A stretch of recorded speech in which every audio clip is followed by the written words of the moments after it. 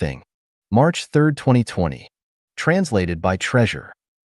Life is a non-material structure with spirituality at its essence and whose manifestations are varied and ever-changing, from microbial bacteria to insects, from plants and animals to humans, from goblins, devils, monsters, and ghosts to gods, Buddhas, celestials, and saints, and from some mysterious cosmic objects to the ancestor of Buddha, the greatest creator. They are all lives. Both the material world and the non-material world are the spaces for lives' activities. Lives exist in fire, the frozen world, stone, and in the deep blue sea. Some lives are tangible. Lots of them are invisible. Some live in hell, some live on a planet or celestial body, and some live in heaven. Lives can be defined as being born from eggs, wombs, changes of humidity, or by transformation or separation, but in the final analysis, they have all been created. All of their ancestors were created, their programs were set, and all of their offspring were born according to their programs. Those born from eggs and wombs can reproduce naturally as long as their environments, especially temperature and humidity, are appropriate. Those born from humidity or transformation will come out automatically in large numbers, such as plants and parasitic lice on human bodies. But when the environments change, they go extinct quickly. Lives are hierarchical, including low-level, intermediate-level, and high-level ones. The lower its level is, the greater its quantity is. The higher its level is, the less its quantity is. Some are tangible, some are invisible. The greater its energy level is, the less visible it is. The smaller its energy is, the more tangible it is.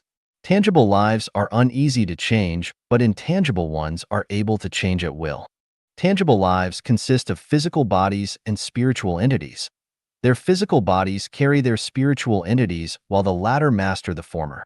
Just as with running cars, the cars are as bodies and the people driving them are their spiritual entities. Lives born from eggs and wombs never die because their so-called deaths only kill their physical carriers, but their spiritual entities always leave their bodies to move on to their next journeys, such as in humans. Human deaths only mean that human bodies have fulfilled their missions and have returned to dust. Their real lives will either ascend to heaven, return to the mortal world, reincarnate as animals or livestock, or fall into hell. Lives born from humidity or transformations will perish thoroughly once they die. Humans represent intermediate lives of all lives, which are tangible lives. Some life forms are superior to humans, such as the ancestor of Buddha, the greatest creator, such as gods, Buddhas, celestials, devils, goblins, spirits. Of course, there are many lives lower than humans, such as wild and domestic animals, plants, microbes, and so on. Life forms can change, but whether they do so or not depend on their non-material structures. As their structures change, their forms change. If their structures remain unchanged, then so do their forms. This raises a very serious consideration for us. By being careless, human life structures can degrade to those of animals such as dogs and pigs, but by being careful, those same human life structures can elevate to those of goblins, spirits, celestial beings, or Buddhas. Once born into this mortal world, humans change every day. How one changes depends on their consciousness, and what one eventually changes into depends on the state of their immediate, pre-death consciousness. If one possesses a celestial's consciousness at that moment, then they will go to the fairyland world. A human consciousness, they will return to the human world. In an animal's consciousness, they will fall to the animal world. Human lives are not easy to attain, and their survival is hard. We need to rank the study and exploration of life's mysteries as our highest priority. Those who regard money, power, status, reputation, and beauty as their highest priorities cannot unseal their spiritual perception and will remain ignorant and confused forever. It is only by unsealing one's spiritual perception that they can understand the mysteries of life, and only by understanding those mysteries can one transcend to a higher life space. There are 8 mysteries on life, and those whose spiritual perceptions have been unsealed need to explore and seek. Note: definition of life and life. Life is a non-material structure with spiritual sense. Life is 1 plus 1 1. Life is composed of 2 parts, the intangible spiritual entity and the tangible body. The intangible spiritual entity mainly refers to the thought, consciousness, spirit, and soul, and etc. The tangible body mainly refers to the full flesh body where the soul is attached. Life. Life is just a journey of life in this world. The traveler is issued a single entry visa with the traveling dates specified. The origin of life. Xiefeng. August 16, 2005. Translated by Transin. Definition of life. Before we can discuss the origin of life, we must understand first what it is, or we will not be able to explore its origin. Today, although the scientists who are discussing life may not be as plentiful as the hairs on an ox, at least their number is very large. When we enter words such as life, life study, origin of life, and life exploration into any search engine, we will find a wide field of life exploration articles from which we can gain an idea of the various research theories and achievements discussed by life scientists. Unfortunately, all life scientists just make fusses over their interpretations of it because none of them understand its real essence. Only Christopher Langton, an artificial life theorist at the United States Los Alamos National Laboratory, in his publication, Artificial Life, initiated some introductory wisdom about the life exploration area. Some of his opinions broke through the limitations of traditional thinking patterns and took a small step toward understanding the cognition of life. For example, the essence of life lies not in its substance, but in its form. Then what on earth is life? Life is a non-material structure with spirituality. All substances are not life, but they can be carriers of life. As with a person's watch, car, house, and clothes, none of these are part of the person, but appendages and adornments of their life, and we cannot learn about them by simply relying on their appendages and adornments, nor can we know them by their age, appearance, height, weight, or other characteristics because all of these just show the material structure of their life carrier. It is very hard to understand non-material structures because they depend on our spiritual perceptions completely. They require extraordinarily sensitive spiritual perception to be seen. If one's spiritual perception is dull, it would be imperceptible in any way, but this does not mean that there is no way to understand it. I will give an example and hope it will inspire you to draw an analogy. As I send a fax from Harare, Zimbabwe, to my friend in Washington, D.C., his fax machine receives it almost immediately. The contents that he receives are nearly identical to what I had sent. My handwriting, the shape of the characters, and the line spacing are unaltered by his fax machine. However, the original copy is still with me and I can toss it into a waste paper basket as rubbish because it has accomplished its mission and has conveyed its message, soul, to my friend in America. Let us analyze what has happened. The origin copy never left my room, but my friend received the fax instantly, and only the paper and ink, the carrier of the information, has changed. How do you explain this? The fax machine used the photoelectric principle to transfer the information into audio signals and sent them through an electric cable to a communications central office which transmitted them to a satellite uplink transmitter. A satellite received and retransmitted them. Then the information was received by a satellite downlink receiver, sent to another central office, and finally sent it through another electric cable to my friend's fax machine which restored the information from audio signals into words and images. In this way, the soul of my original copy was sent to my friend. Here, we mainly focused on the audio signals, which are a kind of materials rather than non-material. However, they have their own characteristic structures which differ from other audio signals, such as their frequency, wavelength. If the structure has consciousness, then it will be a non-material one. When microscopic particle tends to be infinitesimal, it will not exist or move in the form of particles, and it will become a string, or even a superstring. Superstring is a non-material structure. In this sense, the essence of life lies in non-material structures, rather than the carriers of LIFE material. The essence of life is formless. Who can tell the form, color, or weight of life? When referring to humans, dogs, vegetation, insects, and bacteria as life, we are literally talking about the expressions of their life forms rather than their essences of life. The forms of life are exceedingly strange and various, but the essence of life is unitary. Life has spirituality. Life cannot exist without it. Living people can walk, talk, breathe, eat, drink, and blink their eyes, but only until they die and their bodies lose their spirituality. Can we call a cadaver with no spirituality a human? Of course not. Thus, flesh is life when it has spirituality, but it is just a cadaver after it loses it. A stone can be called a life when it has spirituality, but it is only an aggregate of material elements after it loses it. A tree can be called a life when it has spirituality, but it is only a piece of wood after it loses it.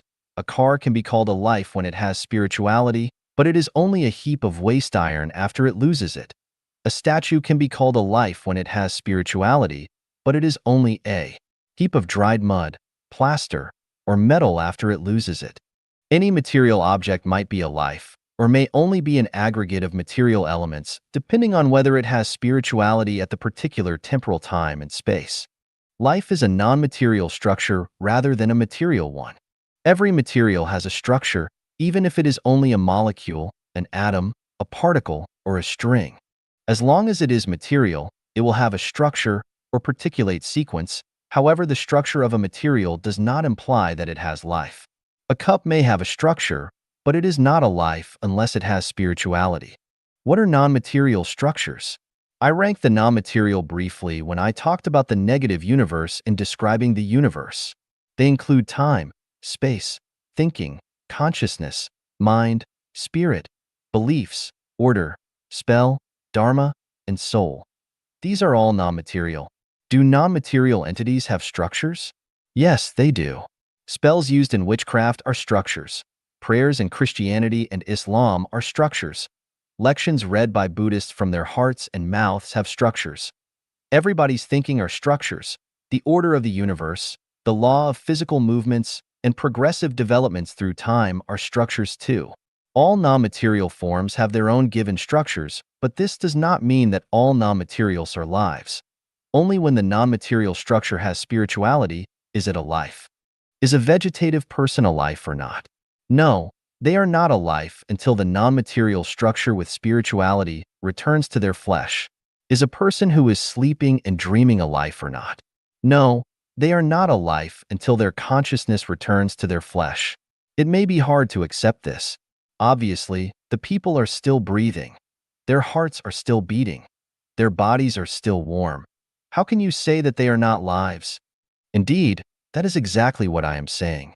If a car's engine is working with its headlights shining, maintaining a normal temperature, water circulating, and fuel burning, can we then say that the car is a life?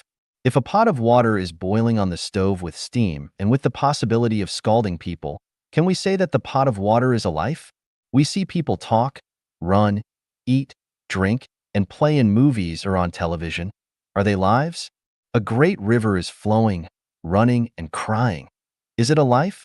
The moon moves around the Earth at full speed and moves the Earth's ocean tides. But is the moon a life? Everything in the universe may or may not be a life. Whether it is or not depends on whether it has non-material structure with spirituality at that moment. We just talked about the essence of life, which is the same as the software in a computer. A software program can only perform its function when it enters into a computer's hardware, otherwise its program will not work. It is very hard to understand the essence of life. It sounds as if I am talking about something that is only in my imagination. So let me level down the meaning of life to a lower degree and analyze and interpret it from this presentation of life.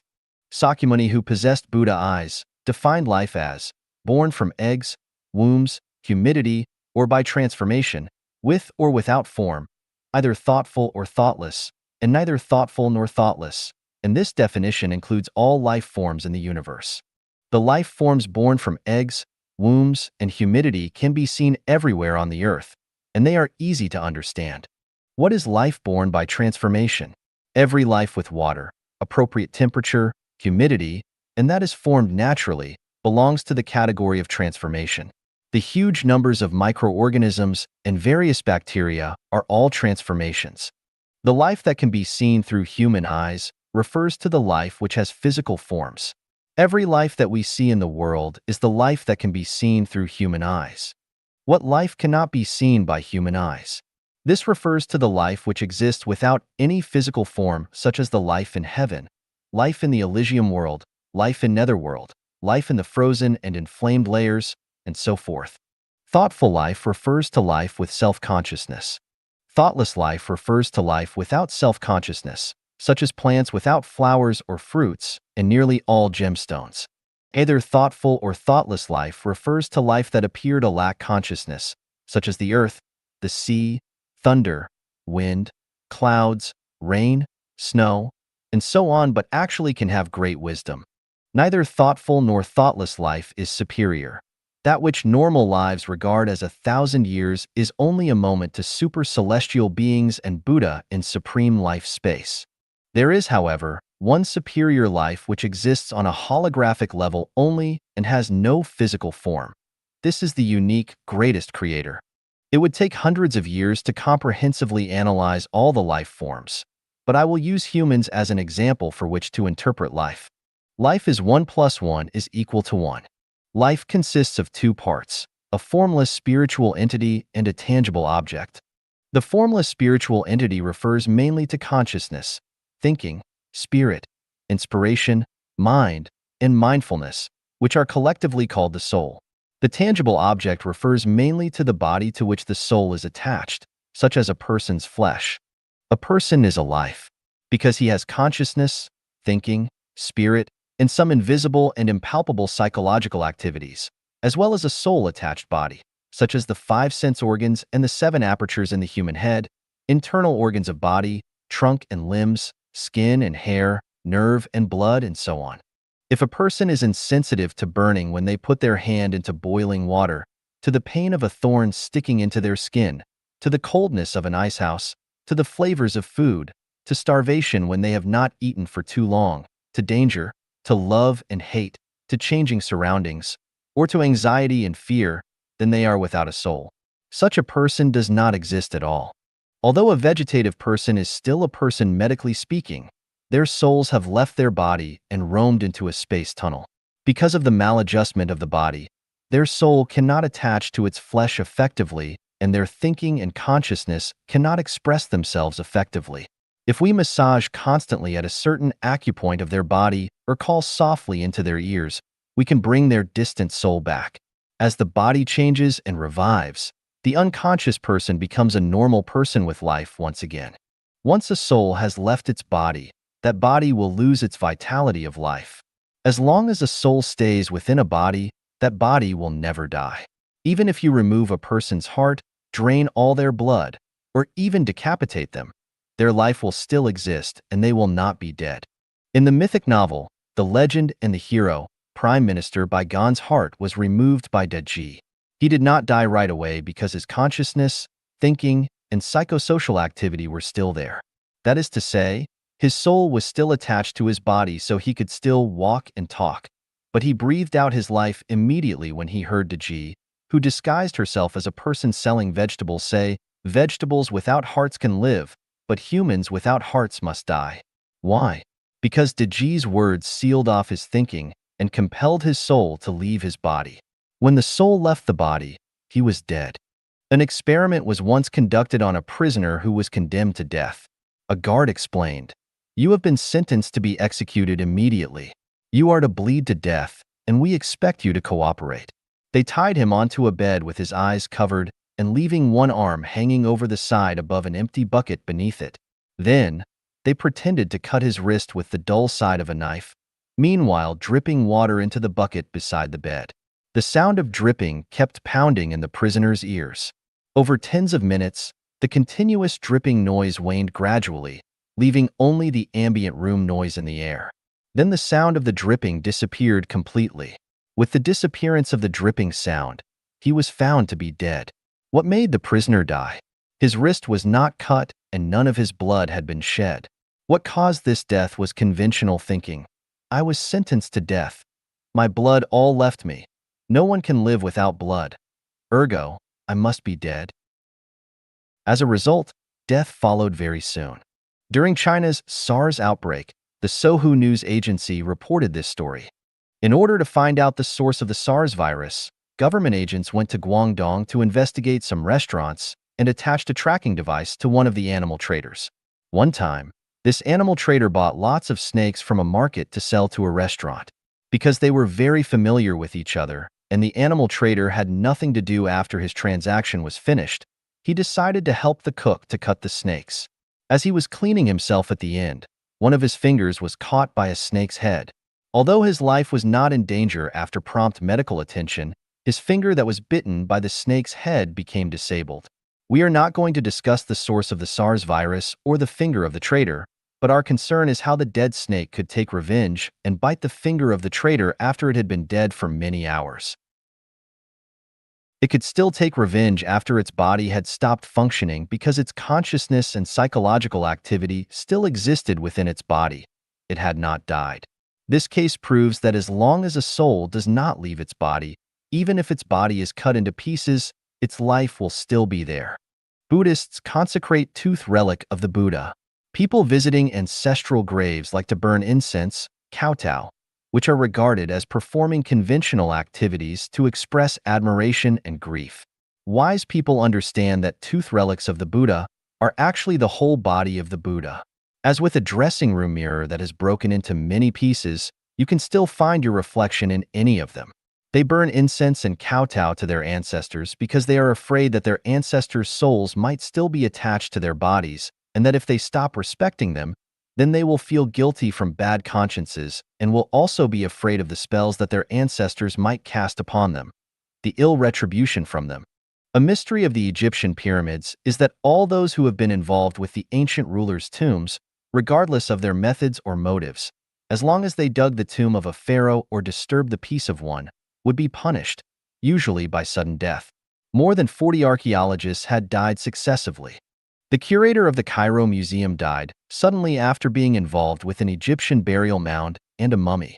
Kammerer achieved success by exploring Tutankhamun's tomb and then died of a rare but serious disease. Archaeologist Emery had examined ancient tombs until he became totally paralyzed and died suddenly. Professor Dormethrin entered the tomb to copy the inscriptions and also met a tragic death. Why did these things happen? Because the pharaoh's souls never left their bodies. Pharaohs believed that they would be brought back to life at the proper time. So they went nowhere and waited and guarded, day and night. If people dared to disturb them at any time, they would punish them. Once encountering a tomb whose soul has not left its body, most tomb robbers will suffer serious illness and die suddenly, while the rest might lose their families at least. Let us view some scenes in many movie stories. At the life and death fighting moment, although some people were killed obviously, they could struggle to fight at a crucial moment and killed their opponents and then died at the same moments. Why? The reason is the same as with the snake's head bite. Cancer, leukocythemia, AIDS, SARS, and other diseases kill people's thinking and consciousnesses first and then kill their bodies. People know that their likelihood of surviving from any of these incurable diseases is very slim once they contract them, so their consciousnesses collapse first. The collapse of their defense line will inevitably lead to overall weakness and a maladjustment of the body, which in turn further strengthens their acceptance of death, and only it awaits them in the end. Some wealthy people like to be examined regularly. They believe that if they diagnose a disease in its early stage while it is still curable, then they will be more able to survive it, but they do not appreciate the danger of this. If their examination report shows a healthy body, then everything is okay. Unfortunately, however, should an incurable disease be discovered, they could be digging their own grave. In fact, people's bodies have self-defenses with disease-fighting functions. Many diseases just come and go. They occur silently and disappear equally silently. Those who simply ignore them often go on with their lives without even knowing about them, but once they are discovered and taken seriously, they tangle their victims relentlessly till the end.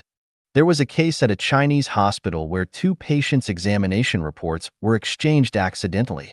Sadly, the one who was not too sick snuck into his doctor's office where the case reports were stored and found the wrong case report with his name on it. At the sight of his report, he felt dizzy and chilled instantly, struggled back to his ward, and totally collapsed because his examination report said terminal cancer. Meanwhile, the sister of the patient who actually did suffer from terminal cancer also snuck into the office to check her brother's condition. She was wild with joy when she saw that her brother's report said normal. She took it out happily and brought it to her brother. As soon as he read it, he could suddenly sit up and exclaimed, "These doctors are jerks. They only want my money. Let's go home." He held his sister's hand and left the hospital cheerfully like a healthy man without even checking out. The importance of consciousness, thinking, and psychological activities, souls, are fundamental. They prove that the deaths of living creatures means the death of their souls first of all. The deaths of their fleshes are caused by the deaths of their consciousness, thinking, and psychological activities, which represent exactly their souls. People who die out of shame, fear, or anger are actually killed by their own souls. A shameless person never dies from shame. A courageous one never dies from fear, and a tolerant and broad-minded individual never dies from anger. Seth said, "Physiological symptoms are communications from the inner self which indicate that we are making mental errors of one kind or another, and such is the case. When our consciousness, thinking, and psychological activities are functioning abnormally, our bodies become dysfunctional and maladjusted, which is the reason why so many people need to self-refine." Taoists are second to none when it comes to talking about good health and long life. One who seeks Tao can most easily cast off their worldly involvements and treat their life from a higher level. When their self-refinement makes their consciousness, thinking, and psychological activities realize that as long as there is a soul, there is a life, then they are able to become celestial beings. Buddhists' understanding of life is at a higher realm because they understand that although souls consist of consciousness, thinking, spirit, and psychological activities, there cannot be a life without a physical carrier body, but they can attach themselves to other objects to form other new lives. Souls can go to the Elysium world directly and enjoy the supreme pleasure of life when self-refinement reaches a profound level by ridding themselves of the constraints of normal thinking completely. By supreme self-refinement, I mean self-refinement of consciousness and thinking. The self-refinement which aims towards supernatural power is at a lower level. Eminent Buddhist monks never take supernatural power seriously. However, many things grow in gardens that were never sown. Jesus and Sakyamuni considered how to save all living creatures. Yet in the end, both of them obtained supreme supernatural power. In postscript, I have written, "Unbearable cold. Surpass the human world. Infinite day on Balakia Island. Scatter a handful of sand and thousands of trees will appear."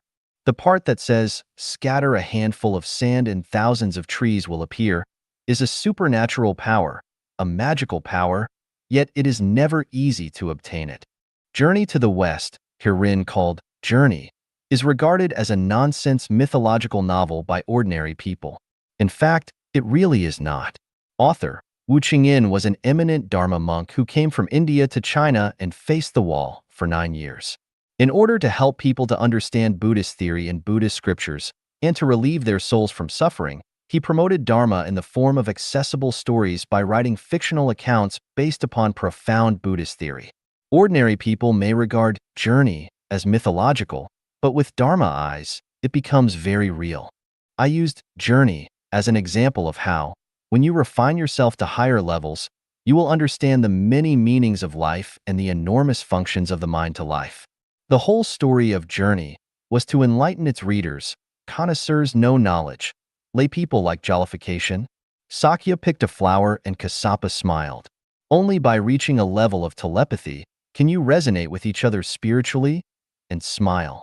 The Monkey King in Journey traveled thousands of miles to pursue Tao. In the end, he arrived at Crescent Moon and Three Stars Cave in Jambudvipa, the Celestial Islands continent, sought Bodhi Patriarch as his master, and finally received the secret of longevity, learned the supernatural power of 72 different forms, and of mounting the clouds and riding the mist. The whole process is enlightenment to humans. It teaches us that if we want to sublimate the meaning of life, then we must cast off all our worldly ties. The birth of Monkey King from rocks tells us that it is only by disassociating from our families and affections in our conscious thinking and psychological activity, and by ridding of all our constraints that we can gain the chance to advance to the supreme life space. If we merely consider being patriotic, upholding the honor of our ancestors, and other worldly affairs, then we will stay at the same mortal level forever. It informs us that once we determine to pursue Tao, we must overcome all hardships and be very persistent, just as Sakyamuni sitting under the Bodhi tree would not rise until he was enlightened. This is the only way. It enlightens us learn that no trees can bear ginseng fruit on the earth. Well then, where is the Wuzhuang temple? It is definitely not in the mortal world. In this sense, We must expand our view of thinking into the vast universe, surpass the limitations of space and time, and enter into another space to discover the mysteries of life in the distant heaven. Wukong's master wanted him to learn the knowledge of art, circulation, and movement. Wukong asked, "Will this knowledge make me immortal?" Master replied, "No," and Wukong said over and over again, "Then, I don't want to learn these three skills." This tells us that profound knowledge does not exist in these three types of knowledge, which are actually different levels of supernatural powers. If we restrict our thinking and consciousness to the level of art, we will never arrive at the other side of life. Wukong's refinement at Crescent Moon and Three Stars Cave was actually that he had uplifted himself with the knowledge of the soul, including thinking, consciousness, spirit, and psychological activities. When we grasp the secrets of soul and life, then 72 different forms, or even 1,000 kind of transformations, are not difficult. It is not fanciful to mount the clouds and ride the mist, or rise to heaven and fall to earth. Speaking of mounting the clouds and riding the mist, people often regard this as a thinking fantasy and talking idiotic nonsense, but in fact, when we let go of our consciousness and expand our thinking, then we will find that it is a very common life phenomenon in another space and time. Consider astronauts in spacecraft and consider the footprints left by those who flew to the moon. Then suppose that the moon is smaller than its actual size. Half its size, one-third its size, down to a sphere as small as a football field. In these cases, could people have flown there? Or suppose the size of the Earth remains, but its weight is reduced to 5 metric tons. Could you then mount the clouds and ride the mist? Then, suppose that your weight is not 70 kilograms, but 20, 10, or 1 kilogram, or 1 gram, or even as light as a feather. Could you then mount the clouds and ride the mist? You should know that the spiritual entity, soul, which constructs life is weightless. Without a spiritual entity, soul, there is no life, but without material form, there is no life either. Life requires both. Life is 1 plus 1 is equal to 1. Not 1 is equal to 1 and not 0 plus 1 is equal to 1. Spiritual entities can exist alone and material objects can exist alone. When spiritual entities and material objects exist separately, there is no life. It is only when the two are combined together that life generates. Just as with hydrogen and oxygen atoms, it is only when the two are combined together that water forms. Like cloud clusters with positive and negative charges, it is only when the two meet with each other that lightning and thunder will be generated. Souls can accomplish their functions only when they are attached to material objects. Souls can not only be attached to the bodies of humans and animals, but also to plants, rocks, houses, storms, rivers, ponds, cars, TVs, and any other things. There are lots of examples in the Bible. Many prophets have made incredible though obscure prophecies after having been possessed by spirits from supreme life space. Jesus cured many sick people who were possessed by evil spirits.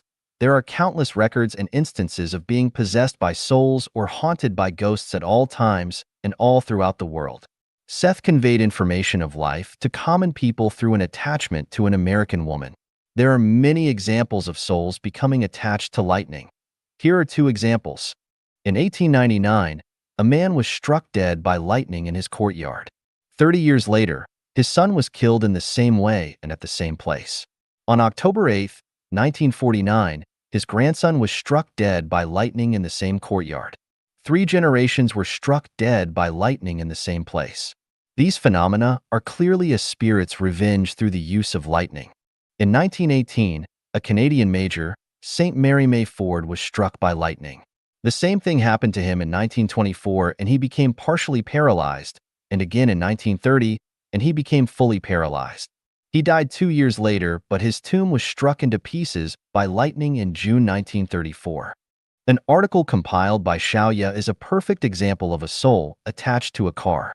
The car was of a German make with 6 seats and it embodied excellent performance, luxury, and style, yet it earned the nickname of a killing monster because during its years on the road, it killed 18 people, injured 7 others, and also led to the outbreak of the Great World War. The first incident occurred on June 28, 1914, when the Crown Prince of Austria and his princess were assassinated while inside of it. This became the spark that ignited the Great World War. The second time, it killed a queen and her friends riding in it. The third time, it killed Austria's 5th Division general commander. The fourth time was the advisor to the general captain who not only smashed his head into the front, but also killed 2 farmers walking on the road. The fifth time was after the Great World War broke and another county's head of state inherited this car. He had 4 traffic accidents within 4 months, his backbone was broken, and he was permanently handicapped. The car was later owned or ridden by Dr. Kusakith, then a jeweler, a Swiss car racer, a farmer and his workers, as well as Tabor as a taxi, and his 6 friends, respectively. None of them escaped from this car's horrible karma. Finally, it was blasted into pieces by an Allied bomber during the Second World War and completely disappeared from the world without a single piece ever being recovered. Were these accidents or coincidences? I infer that the artisan who made this car was ill-treated and his soul had become attached to it, so that he was able to foster a series of tragedies after his death to comfort his injured soul. We know that some wooden houses can make creaky sounds late at night.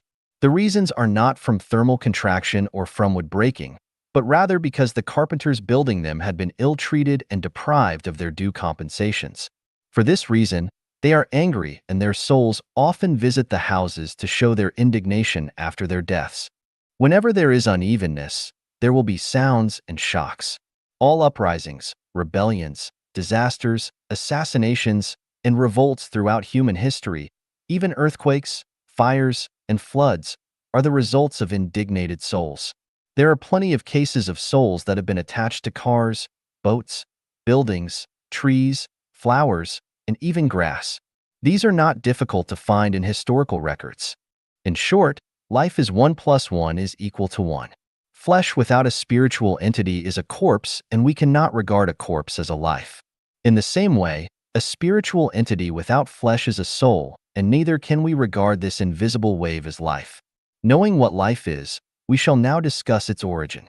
We have learned about the origin of the highest life in the universe, the greatest creator in time, space, and the universe.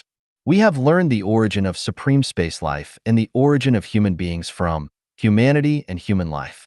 Now let us consider the origin of tangible life on Earth. There are many ideas about the origins of life on Earth.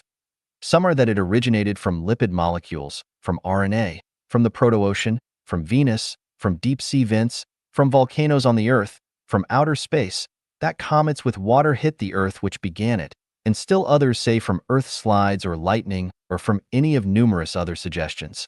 Most of these explanations listed above are reasonable because metaplastic lives, microorganisms, and fungi are generated from the land, oceans, deep-sea vents, and volcanic zones, and not only in these special areas above, but also from soil air, the dead bodies of plants and animals, rivers, ponds, and rubbish heaps.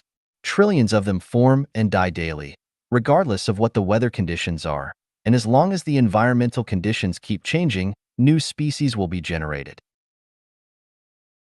It can be said that the growth of populations, pollution of the environment, aggravation of the greenhouse effect, and the expansion of the hole in the ozonosphere will generate the new species, even in new bacteria expanding in large scales. Vast amounts of new bacteria may stop the ecology from worsening further, or they may lead to great disasters and plagues for humanity, perhaps much worse than even Europe's Black Death in the late Middle Ages. Unlike the SARS transmitting among humans, it may contaminate millions of people simultaneously. Besides metaplastic life, hygroculous life can randomly generate from within the earth. As long as there is water, the molecular structure of soil will change and generate new life. Moss, lichen, and grasses are generated thusly. Let us focus on animals, insects, trees, and flowers, and see what the origins of these life forms are. Before we continue, please reread The Greatest Creator of Life Echanuan.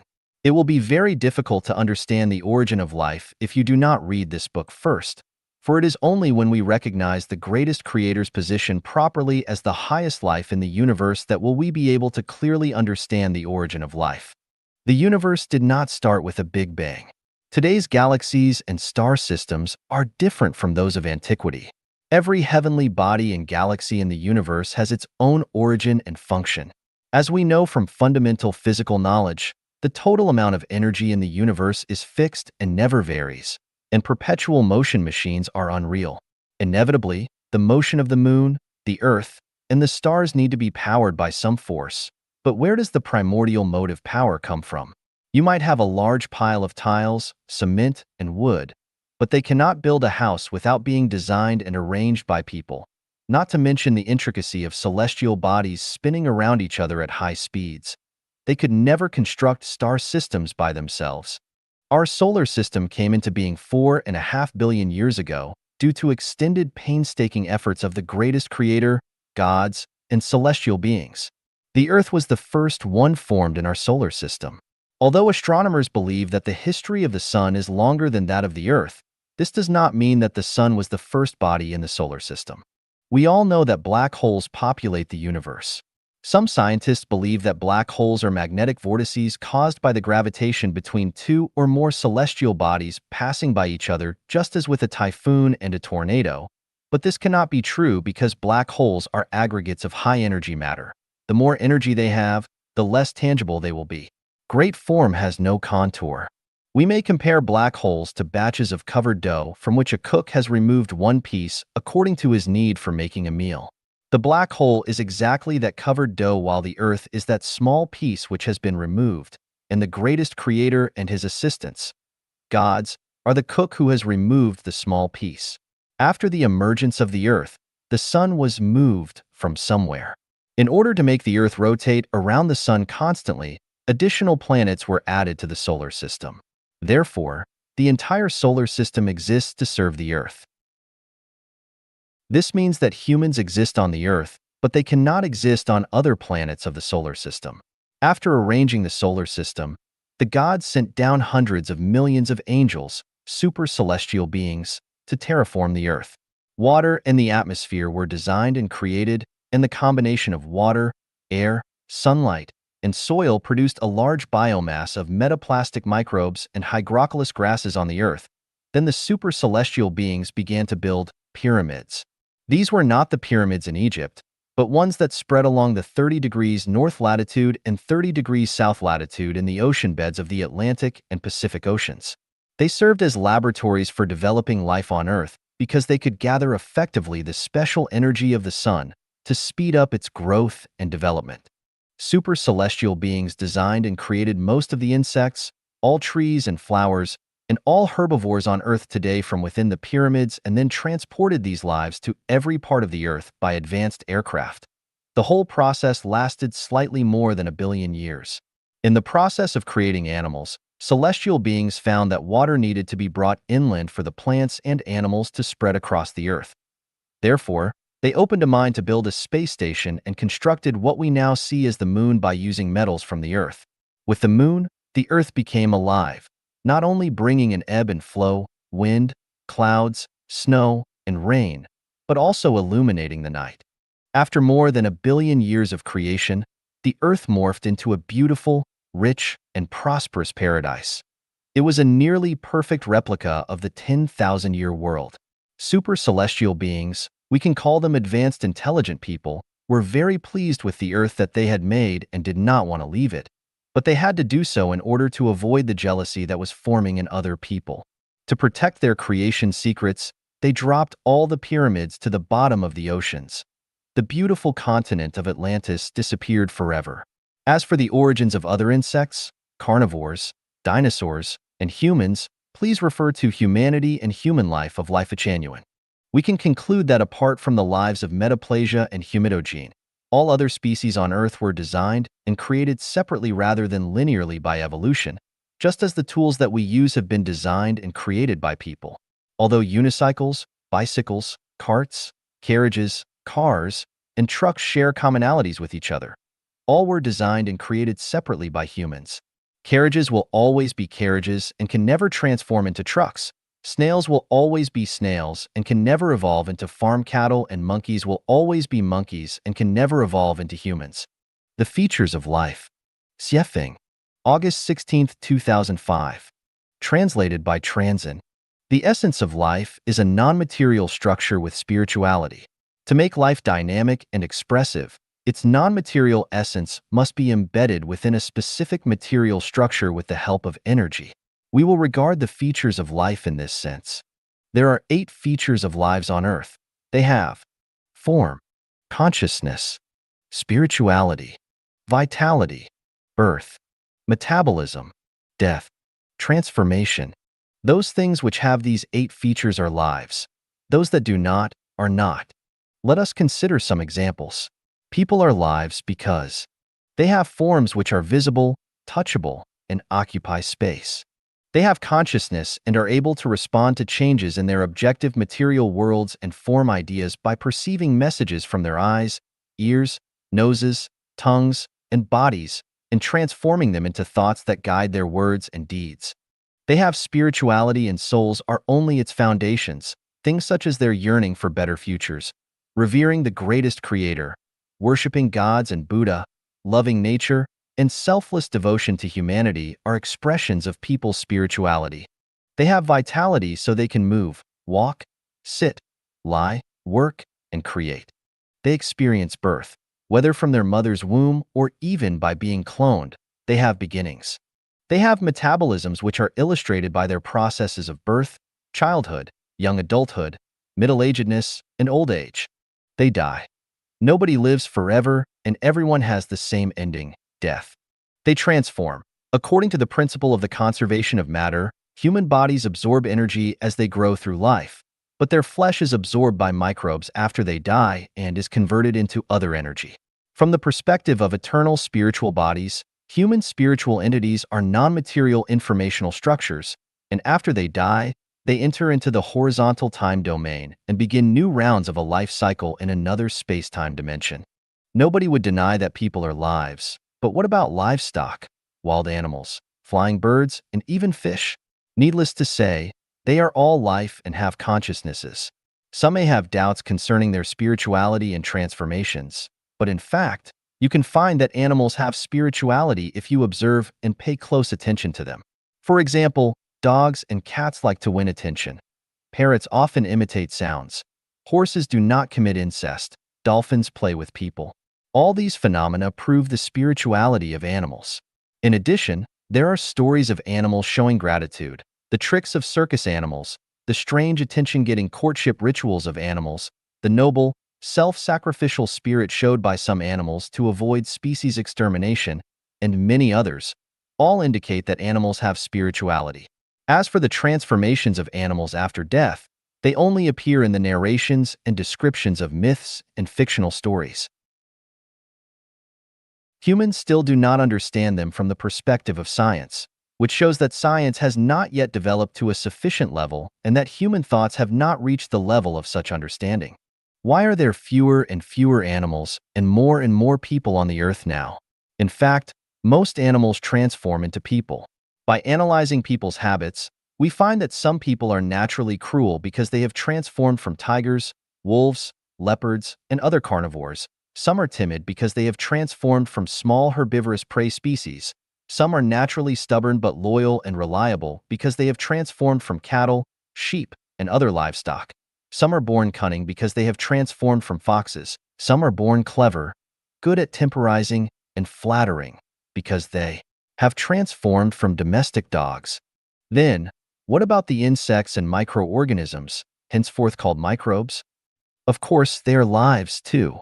About the spirituality of insects, please read The Entomological Memories, written by the famous French entomologist Henri Fabre. This 10-volume, 400 million word monograph is filled with lively, vivid descriptions about the spirituality of many insects. In fact, if we observe carefully, dung beetles shaping manure into balls to carry home, the tacit teamwork of ants and bees, and the movements and skills of flies mating, we find that insects certainly have spirituality. As for the transformations of insects and microbes after death, they all belong to another space, world. Though insects and microbes are closely related to people, the nature of their lives is extremely different from ours.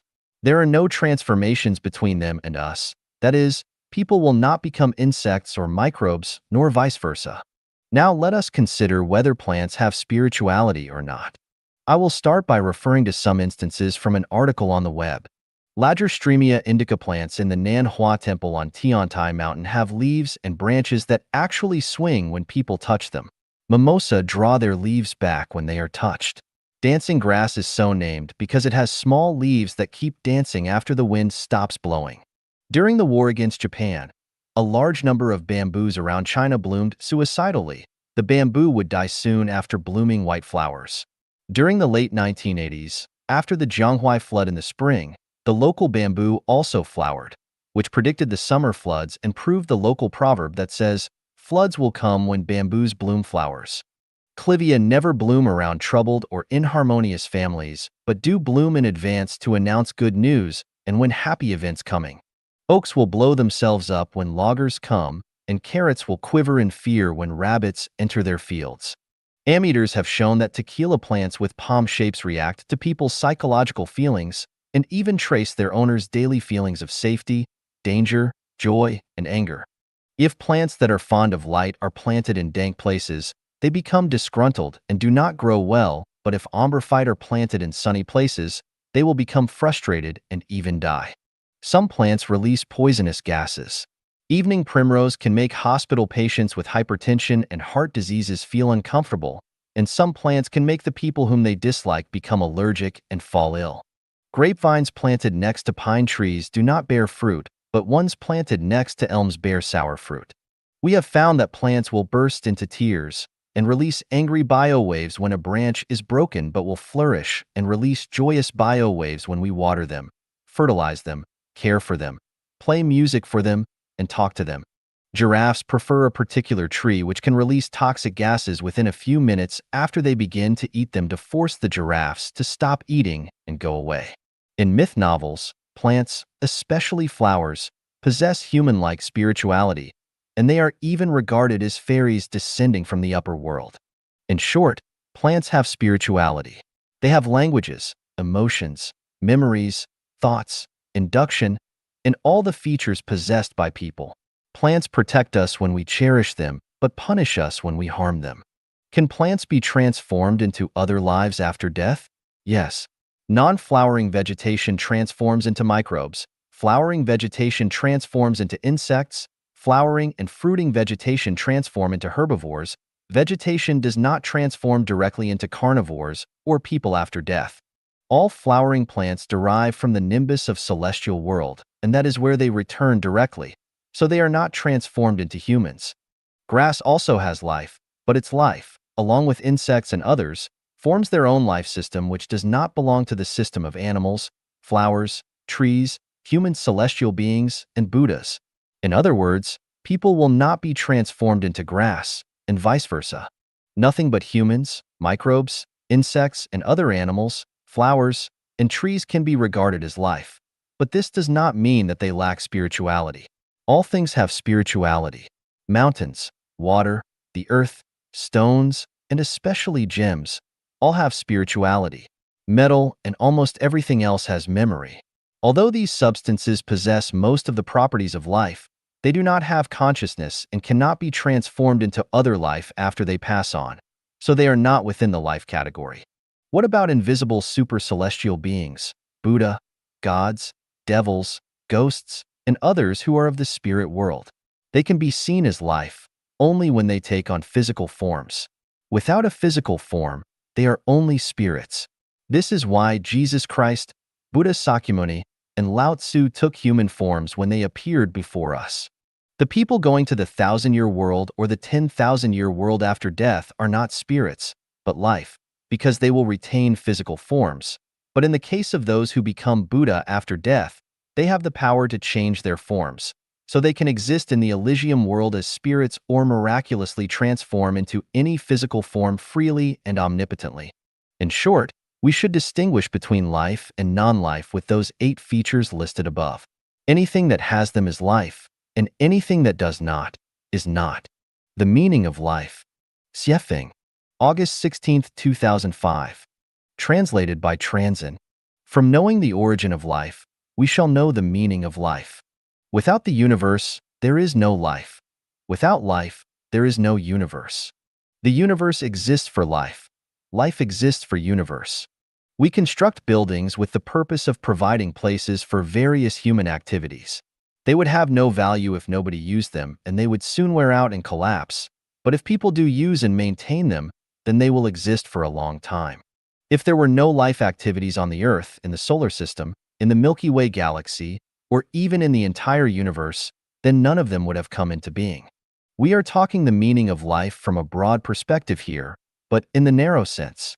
The meaning of microbes such as bacteria is to serve the insects and vegetation. The meaning of insects and vegetation is to serve animals. The meaning of animals is to serve people. The meaning of people is to serve celestial beings in the celestial world. The meaning of celestial beings is to serve the gods. The meaning of the gods is to serve the greatest creator. The meaning of the greatest creator is to serve all life forms. All in all, the meaning of life is to serve the greatest creator, and the meaning of the greatest creator is to serve all life forms in the universe. The levels of life. Xiefeng, August 16, 2005. Translated by Transin. In terms of the non-material structure of its spirituality, life can be divided into 16 levels. Successively, they are: at the first level, the greatest creator. It possesses perfect non-material structure. Its psychic energy is able to penetrate all material and all spaces without any hindrance. At the second level, gods. It possesses defective non-material structure. Its psychic energy is able to penetrate all materials and most spaces, but cannot enter into the zero world and cannot compete with the greatest creator. At the third level, celestial beings and Buddha. All the celestial beings and Buddha are at the same level of life, and with only racial differences. Based on their magical power, celestial beings can be divided into the following categories: super celestial beings, deity celestial beings, land celestial beings, human celestial beings, ghost celestial beings. The basic features of super celestial beings are: they are not bound by time or space. They can sense subtle changes throughout the universe. They can sense the consciousnesses of the greatest creator and gods and make rapid responses according to their consciousnesses. They can be visible or invisible, tangible or intangible. They have ever-changing magical powers which allow them to be in thousands of incarnations and exist in different life spaces at the same time. Their base camp is the Celestial Islands continent of the Elysium world. The basic features of deity celestial beings are: they are unable to change into thousands of incarnations, yet they have magical powers to mount the clouds and ride the mist. They can be invisible and can transform and travel between yin and yang space freely. They need no food supplies and can discern past and future. They can travel billions of miles in the blink of an eye. They dislike living in groups, so they do not have any base camp. They travel everywhere they want and do whatever they like. Except for the zero world and the heaven world, they can travel anywhere, which is the so-called powerful and unconstrained style of independence. The basic features of land celestial beings are: they enjoy long lifespans, require less food and drinks, and are free from diseases and worries. They are able to walk on the surface of water, walk through walls, and fly over the tops of the trees. They are able to travel thousands of miles without becoming fatigued.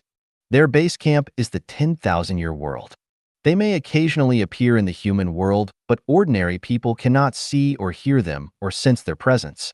The basic features of human celestial beings are: they have physical bodies, but their consciousnesses are different from those of ordinary people. They have obtained knowledge such as the structure of the universe, 36-dimensional spaces, the origin of the universe, life and human beings, the transformation mechanism of causality, and the law of transmigration of life. They are sages attaining Tao and possessing perfect human nature. They do not have private property and do not participate in any form of confrontation or competition. They take things as they are, associate with others by following predestined relations, act in accordance with their nature, and take advantage of opportunities that arise. They live with perfect spirituality and human nature. They know clearly the next stop of their life and have no fear of death in any sense. That means that they have escaped the shackles of death. The community of human celestial beings is on the 1,000-year world. Only 1 out of every 10,000 people in human society possess the qualities of human celestial beings. If they can take one extra step, then they will join the ranks of human celestial being. The basic features of ghost celestial beings are: their flesh is dead, but their consciousnesses still remain in the human world. They are transformed generally from those extremely intelligent people who are too anxious to accomplish their purpose. Buddhas. According to the nature of Buddha, Buddhas can be divided into 10 categories. Buddhas on the supreme authentic wisdom continent are the most superior ones. Other Buddhas live on the God's continent, Moon Temple continent, the continent for 3 realms lives to pass through, Celestial Islands continent, Amida Buddha continent, Ingwu continent, Kasaipa continent, the Borneo continent, and the Lotus continent by their levels. Buddhas on the Lotus continent are the minimum level ones. In the human world, there are no Buddhas in a real sense, but only everyone's original natures. Once people attain their original natures through self-cultivation, their physical bodies will pass into parinirvana immediately, and their life will reach the primary level of Buddhas on the Lotus continent. Or the 4th level, devils. Devils is the incarnation of Buddha. It is a brief but extreme manifestation of Buddhas who are self-refining. The power of the devils is greater than that of Buddhas and can easily reach the level of gods. Therefore, the greatest creator attends to the matter himself whenever a great quantity of devils emerge and restrains them in the cathode black hole body. The 5th level, humans. Humans are a kind of life living on Earth and relying on their visual, auditory, olfactory, gustatory, tactile, and spiritual perceptions. They do not possess the ability of supernatural transformation and must live on food. According to their origin, humans can be classified into any of 5 categories: ignorant people, laity, mortals, sages, and celestials. Ignorant people rely on instinct for survival, and their previous existence was a tree or a lower-level animal. Laity rely on desire for survival, and their previous existence was a higher-level animal, livestock, or a flying bird. Mortals rely on sentiment for survival, and their previous existence was a laity or a mortal. Sages rely on rationality for survival, and their previous existence was a celestial or a sage. Celestials rely on spirituality to survive, and their previous existence was a celestial or human celestial being from the 1,000-year world. In addition, 1 out of every 10 million people in human society are celestial beings from the 10,000-year world, Buddhas from the Elysium world, or gods from heaven carrying special missions. The 6th level, flying birds. Flying birds are a kind of life living in 4-dimensional space. Their wisdom is lower than humankind, but they have more freedom, and their space of activities are larger than that of humankind. Flying birds are gregarious and belong to cooperative living species. Red-crowned cranes are the highest level of flying birds, enjoying a longer lifespan and a high level of spirituality. Other cranes, storks, and wild geese are at the 2nd level. Eagles and owls are at the 3rd level. Warblers, parrots, and hummingbirds dwelling in the forest, pigeons, and crows inhabiting broad areas, and mandarin ducks, egrets, and other ducks living by water are at an even lower level. Poultry and other birds with wings but who cannot fly, such as ostriches, are at the lowest level of birds. The 7th level, flowering plants. Flowering plants refer to all those flowering but infertile plants, including some flowering but fruitless trees and herbs. Flowering plants possess very high spirituality. They are almost imitations of flowering plants in the 10,000-year world. In addition to decorating nature, the main function of flowering plants is to serve the sages and celestials by reminding and enlightening those people with high spirituality not to forget the existence of the deity celestial being world and to advance to the 10,000-year world. The highest level of flowering plants are peonies. The 2nd level of flowers include Chinese herbaceous peonies, Chinese flowering crabapples, lotuses, daffodils, winter sweets, sweet-scented osmanthus, plums blossom, lunar September chrysanthemums, Magnolia denudata, azaleas, orchids, and epiphyllums. The middle-level flowers include roses, cloves, Clivia minata, spring orchids, Chinese hibiscuses, Albizia julibrissin, Indian calameres herbs, jasmines, winter jasmines, laurels, tulips, chrysanthemums, cacti, Echinopsis tubiflorum, and the like. The lowest level of flowers are poplar blossoms, reed catkins, rattan flowers, daylilies, and water caltrop flowers. The eighth level, livestock. Livestock are under human control and protection and serve the needs of humankind directly.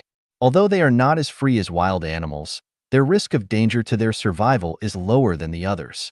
If wild animals were to be compared to illiterate people, then domestic ones would be like disciplined high school students or university students trained by civilization. Wild animals only know how to obtain, whereas domestic animals only know how to dedicate. Or the ninth level, wildlife on land and aquatic life in the sea. The 10th level, trees. The 11th level, insects. Or the 12th level, herbs and crops. Glossy Ganodermas are the most superior level of herbs.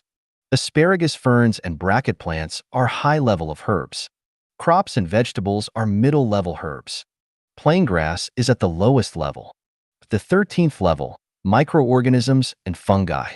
The 14th level, demons and monsters in hell. Or the 15th level, life in frozen layer. The 16th level, life in inflamed layer. The levels of life have been divided into the above categories mainly according to their levels of spirituality of life. The higher their levels of life are, the higher their levels of freedom, living standards, and quality of life will be, and vice versa. That is to say, gods do not want to become celestial beings or Buddhas, celestial beings and Buddhas do not want to become humans, humans do not want to become birds, birds do not want to become flowers, flowers do not want to become domestic animals, domestic animals do not want to become wild or aquarium animals, and wild animals do not want to become trees or crops, and so on and so forth. For humankind, the direction of the advancement of life should aim toward higher spaces of life. Ignorant persons should advance toward laity, laity should advance toward mortals, mortals should advance toward sages, sages should advance toward human celestial beings, and human celestial beings should advance toward land celestial beings, deity celestial beings, super celestial beings, and Buddhas. The path of life is very clear. From the perspective of space, people in the human world should strive for the 1,000-year world, human celestial beings there should strive for the 10,000-year world, land celestial beings there should aim toward the free deity celestial beings, and deity celestial beings who wander worldwide all day long should strive toward becoming super celestial beings in Elysium world, which is the top level of life. It is impossible for human beings to become gods, and needless to say, there is no possibility of becoming the unique greatest creator. Everything is clear and simple when seen from this perspective. The Transmigration of Life. Xiefeng, August 16, 2005. Translated by Transin.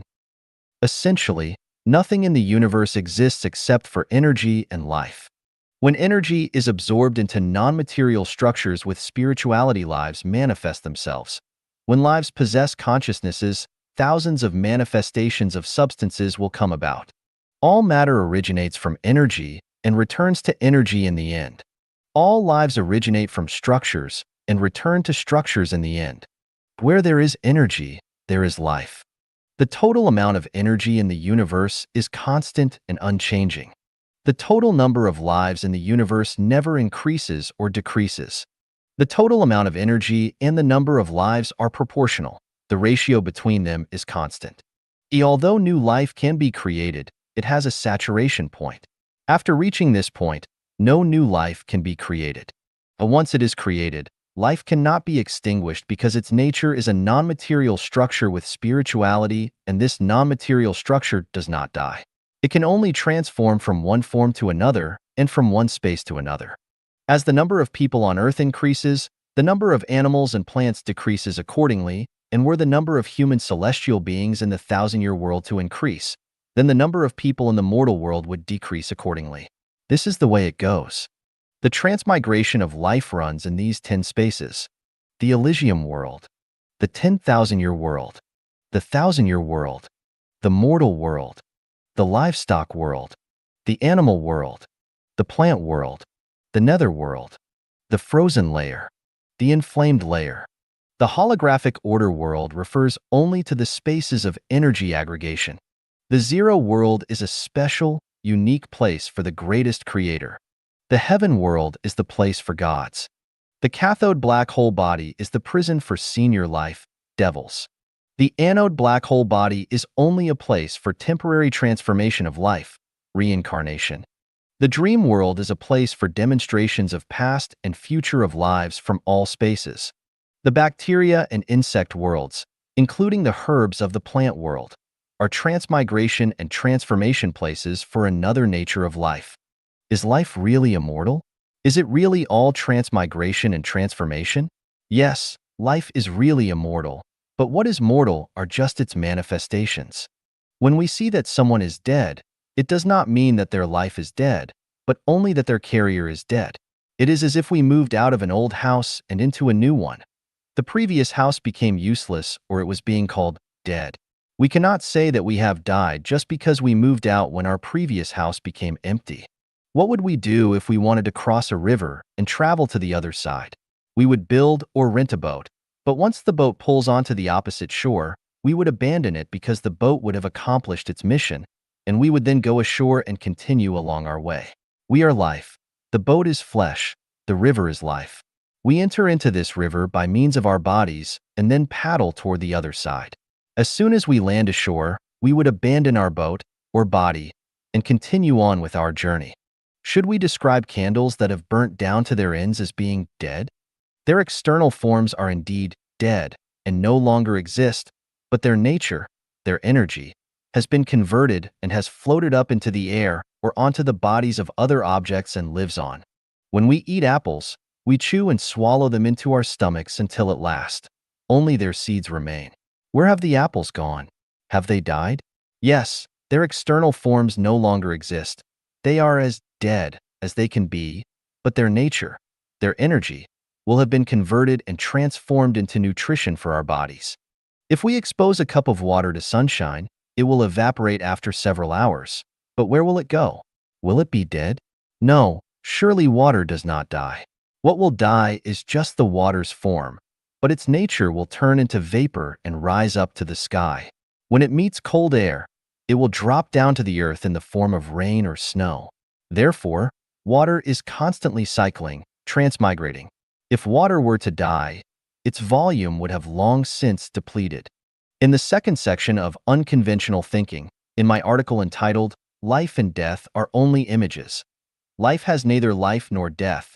I demonstrated the philosophic principle that life has neither life nor death and listed some examples such as the regeneration of a girl, the witness of the reincarnation of the living Buddha of Tibet, and the results of research at the International Near-Death Research Institute. You may wish to reread this part once again. It might occur to you suddenly that someplace or something seems so familiar that you feel like you have been there before or touched it before, but this only happens when your mind is in a peaceful, resting state, and that feeling disappears quickly. Why does this feeling arise? It is because this phenomenon is a reflection of your instant memory from past environments in your previous lives which are buried into your subconscious thoughts. When people come to places where they have never been before, they may get sudden feelings that seem very familiar, and those feelings are proof that they used to live or work there in a previous life. Generally speaking, everyone gets these feelings if they were human in their previous lives, and if they remained human after transmigrating. If they were not human in their previous lives, but were transmigrated from other forms of life, then they would usually not have these kinds of feelings because animals sense things differently. With the rapid developments of human societies and the great environmental changes in the modern era, it is relatively difficult for people to relive these past memories. Some people have mirages in their consciousnesses very often and are extremely sensitive to illusory space, which could indicate that their previous life environments were not in the mortal human world, but rather in the 1,000-year world, the 10,000-year world, or even the Elysium world. The higher one's spirituality is, the stronger their feelings for the nature of life will be, but the duller their spirituality is, the weaker those feelings will be. Death is just a phenomenon of life, but eternity is the essence of life. Actually, there is no birth or death in any sense for the essence of life, but only matters of transformations through transmigrations. This is an indisputable fact. The Trajectory of Life. Xiefeng, August 16, 2005. Translated by Transin. Everything moves along its trajectory. The galaxy, solar system, Earth, Moon, and all the other satellites have their tracks respectively. Trains, cars, atoms, electrons, all kinds of rays, and electromagnetic waves have theirs respectively. Clouds appear to float in the sky freely with the air currents, but they also follow their own moving tracks. Meteorologists can predict the weather several weeks in advance because they know the laws of the clouds' floating tracks. If clouds did not follow their own moving tracks, then the meteorologists would be unable to forecast the weather. Also, if they did not have their own moving tracks, then they would always be appearing over deserts, rain would fall there, and those deserts would be forests and jungles. Life has trajectories, too. Different life forms are different from each other with respect to lifespans, survival needs, body sizes, internal and external characteristics, and food requirements, because every life form has its own trajectory. People have their life trajectories, too. Each time someone looks back at their past, they will see their life trajectory. People have found that man proposes, God disposes, and man manages small things. Big events are in the hands of the greatest creator long ago. Why? Because each person has their own life trajectory. Whether a person was born male or female, black or white, noble or humble, royal or common, all has been determined by their life trajectory. Even their times of their birth and death have been determined by it as well. If you do not believe in the existence of life trajectories, then try to see how badly you will be battered. Can you become a president, a scientist, a singer, or a robber? Can you become a billionaire through hard work? Can you have 3 spouses? Can you be as handsome and elegant as 007? Can you be another Jet Li or Madonna? If you think you can, then please try. But if you cannot, then ask yourself why not. Many people try to learn how to become as famous as celebrities by reading their biographies. Others expect to become successful after reading books such as The Complete Works of Knowledge. Some idolize and envy those stars and vow silently to become like them.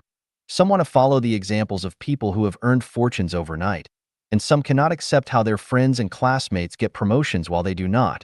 But no matter how intensely one thinks or learns, they will never be the same as anyone else. Why? Because everyone has their own life trajectory. If you do not believe me, just try it. Present situations have been determined by yesterday's effort, and today's efforts are just for tomorrow. Your current trajectory had been determined by the karma from your previous life, and your efforts during this lifetime are just for your future one. So, what good lies in jealousy, dissatisfaction, or disconcerting? A wise life should proceed thusly. Take things as they are, associate with others by following predestined relations, act in accordance with your nature, and take advantage of opportunities as they arise. Life has its trajectory, but who designs and formulates the trajectories of life? It is not the greatest creator, not deity celestial beings, not the emperors, not our parents, not anyone but ourselves. In order to understand it, let us talk about karma. What is karma? To maintain the sum of positive and negative energy in the universe as zero is called karma. The first law of thermodynamics, as written by the 19th century German physicist, Rudolf Clausius, maintains that the zero sum of positive and negative energy in a closed system always remains zero. Expanded to the entire universe, it is what we call karma. In simple words, the law of the conservation of energy is karma. A popular phrase, as we sow, so shall we reap, means karma. It is impossible to describe the mechanism of karma in detail without possessing the wisdom of the greatest creator, so I will list several well-known examples to show you whether or not there is karma. Iraqi President Saddam Hussein was ousted and arrested by American and British governments. Might there have been any connection between this event and his invasion and occupation of Kuwait? If we regard this event as a result, then can we say that his incursion into Kuwait was the cause?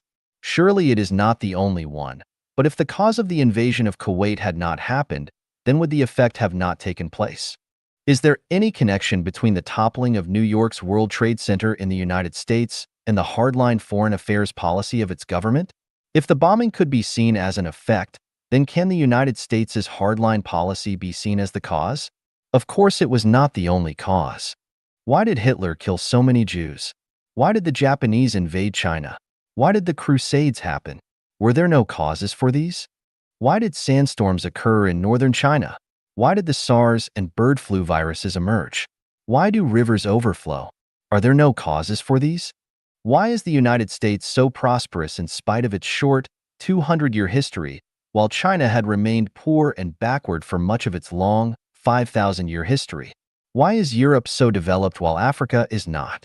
Are people admitted to doctoral courses overnight, or are they admitted because of their natural endowments, family and social environments, and hard work?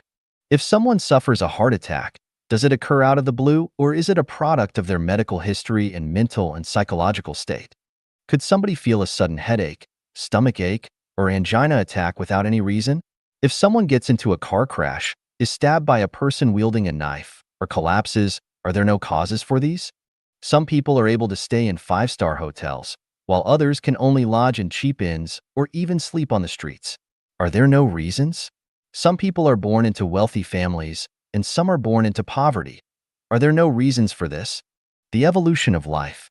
Xiefeng, August 16, 2005. Translated by Transin.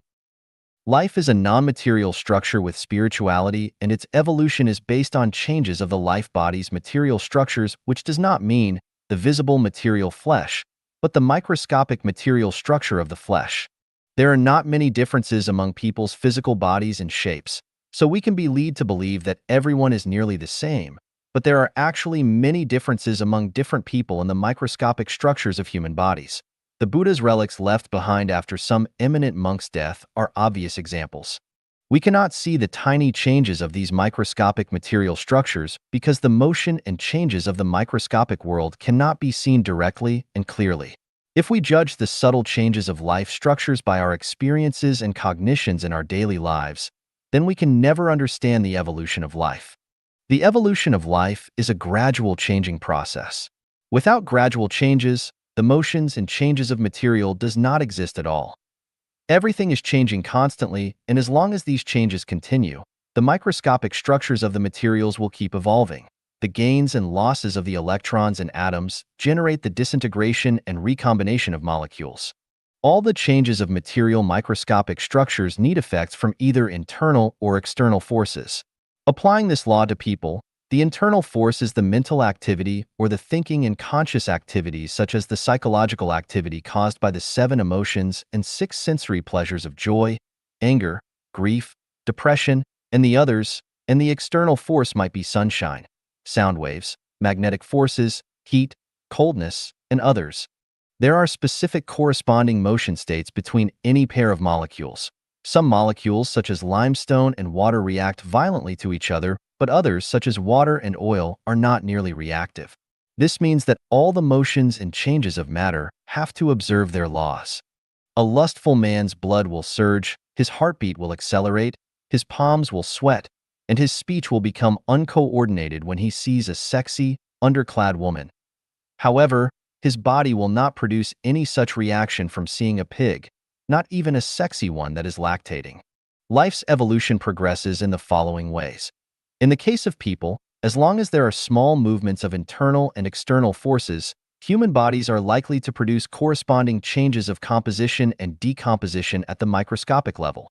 Then, after those changes, their corresponding life non-material structures will change accordingly. The tiny changes of non-material structures represent the evolution of life.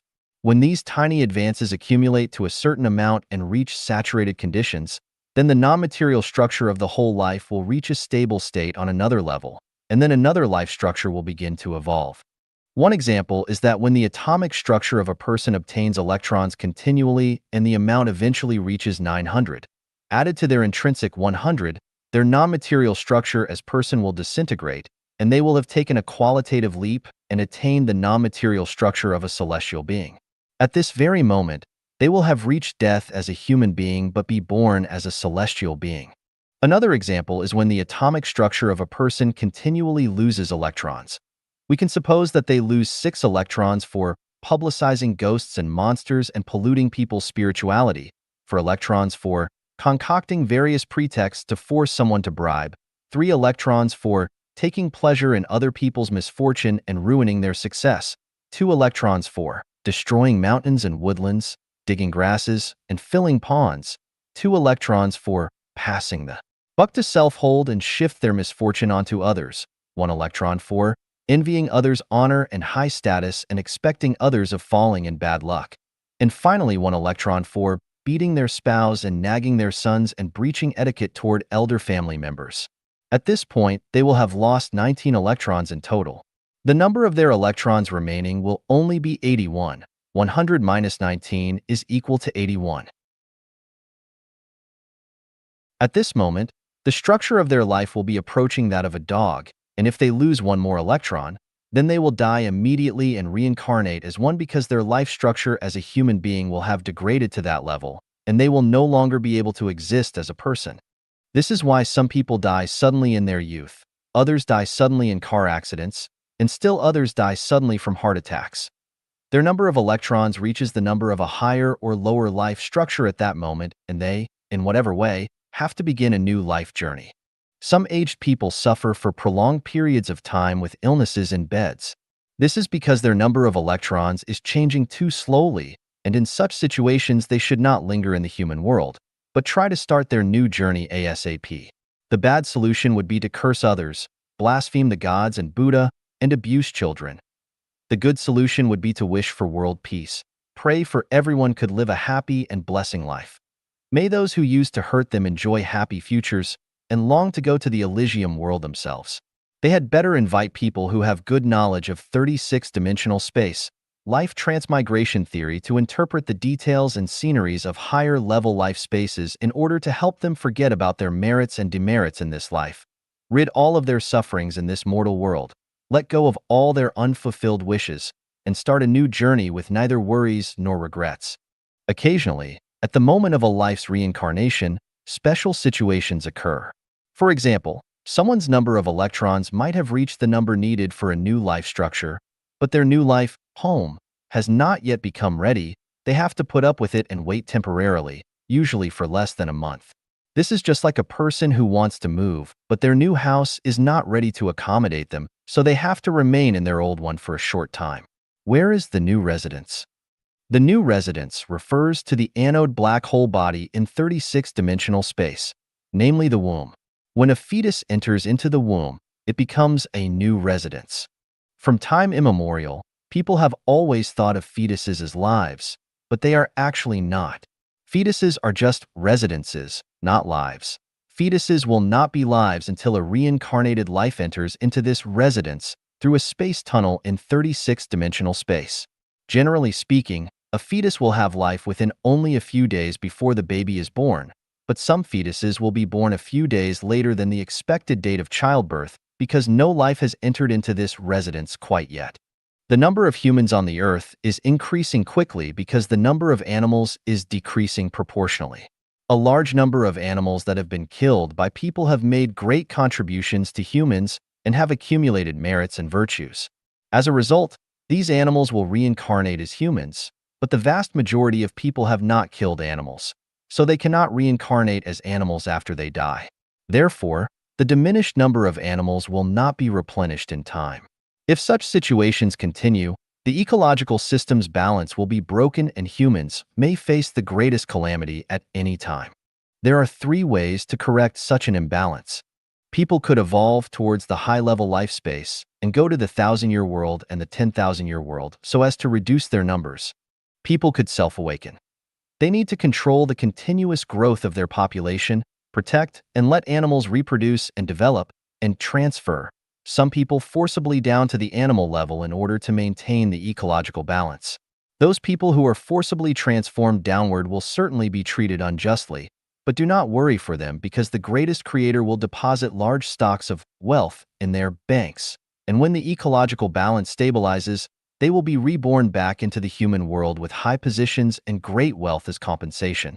If the above 2 solutions do not work, then the third one will come. Pestilence, war, and starvation will eliminate some people so as to relieve the ecological imbalance. Apart from that, there is a special solution: the coming of the last phase of an age, which was warned by Jesus and Sakyamuni. In that situation, every phenomenon in heaven will vibrate, the sun will blacken, the moon will no longer illuminate, and everyone will be scared to death. The emergence of Life Genuine is to enlighten people to avoid the coming of the last phase of the age. Gods and Buddhas are humane, and the greatest creator loves humanity.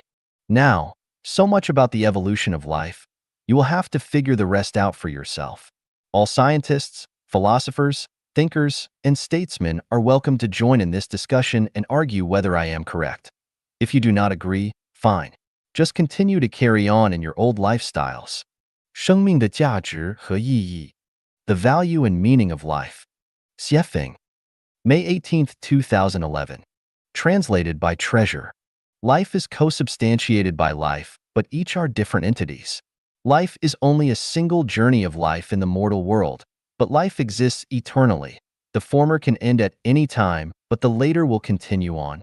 A life may appear as a horse in the animal world in one life, then as a person in another, and then as a celestial being in the 10,000-year world in a third. It is like a person changing their clothes to meet changing weather conditions or the fashions of the times. Those different clothes are like different lives, and the person's body is like a life. The wild grasses grow in the fields lushly. They flourish in the spring and wither in the autumn each year. The wildfire can never burn them out because they will thrive when spring breeze blowing. Flourishing once and withering once is the life of grass. But as that life ends and then spring's warmth looms, their next life begins in a never-ending cycle, while life and growth continue endlessly. Why is grass endless? Because grass life exists eternally. People have many lives. This one, all the ones before, and all the ones still to come.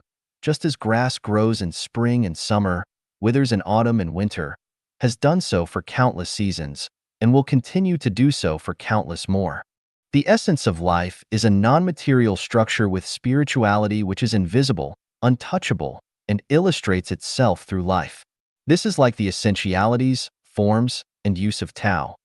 We cannot see Tao because it is a non-material existence, but we can know that all things in the universe are its manifestations through the images of the world and the use of all things. Life comes into view through material forms which are visible and palpable. All plants, animals, and people on Earth are visible and touchable lives. Life can also exist in non-material forms which are invisible, untouchable, and are in the non-material world, such as ghosts in the underworld, gods and Buddha in the Elysium world, and super-celestial beings from the Elysium Celestial Islands continent. All these are spiritual forms. It is just like people who appear in the material world as flesh and blood, but also in the non-material world, such as Dreamland, in the form of spirits. Although the essence of life is a non-material structure with spirituality, it is difficult for people to understand it. We can view lives as souls and souls as lives. What are souls? They are consciousnesses wandering in the boundless ocean of psyche. We can simplify lives as consciousnesses to make them easier to understand. That is to say, lives are consciousnesses since the states of consciousnesses determine the existence form of lives and living environments. When a state of consciousness of a life is a pig, it lives in the livestock world in the form of a pig. When the state of consciousness of a life is a person, it appears in the material world in the form of a human being. When the state of consciousness of a life is a celestial, it appears in the form of a celestial being in the environment such as the 1,000-year world, the 10,000-year world, or the Elysium Celestial Islands continent. When the state of consciousness of a life is a god, it appears in the non-material world in the form of God. Why did Sun Wukong in Journey to the West have 72 changes in Avatar? Because he had mastered the mystery of making consciousnesses change at will. As his consciousness changed, his form of life changed with it. Lives are hierarchical. Some belong to higher levels of life, while others belong to lower levels.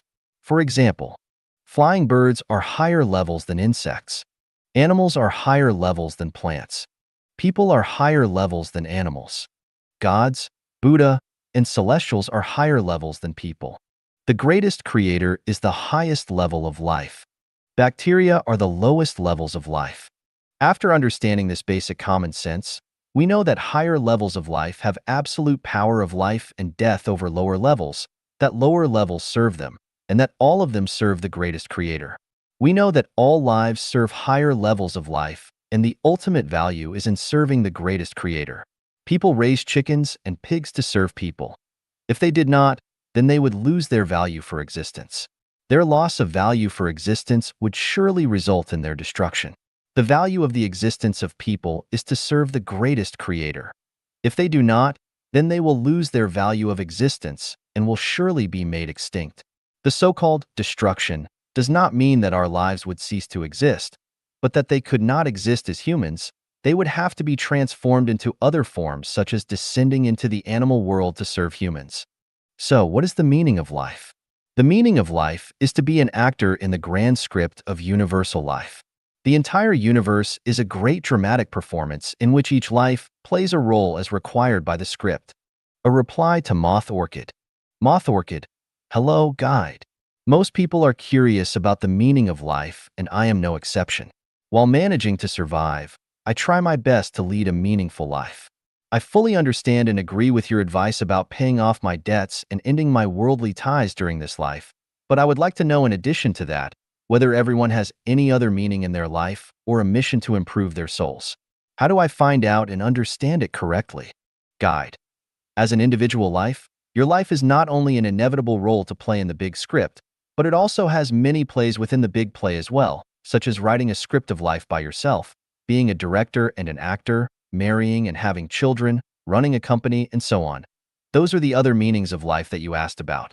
As for the mission of improving your soul, you cannot perceive this. Only higher levels of life know it. For example, Life Chanyuan Celestials did not originally know their mission to sublimate their souls. They learned that only when they became Chanyuan Celestials.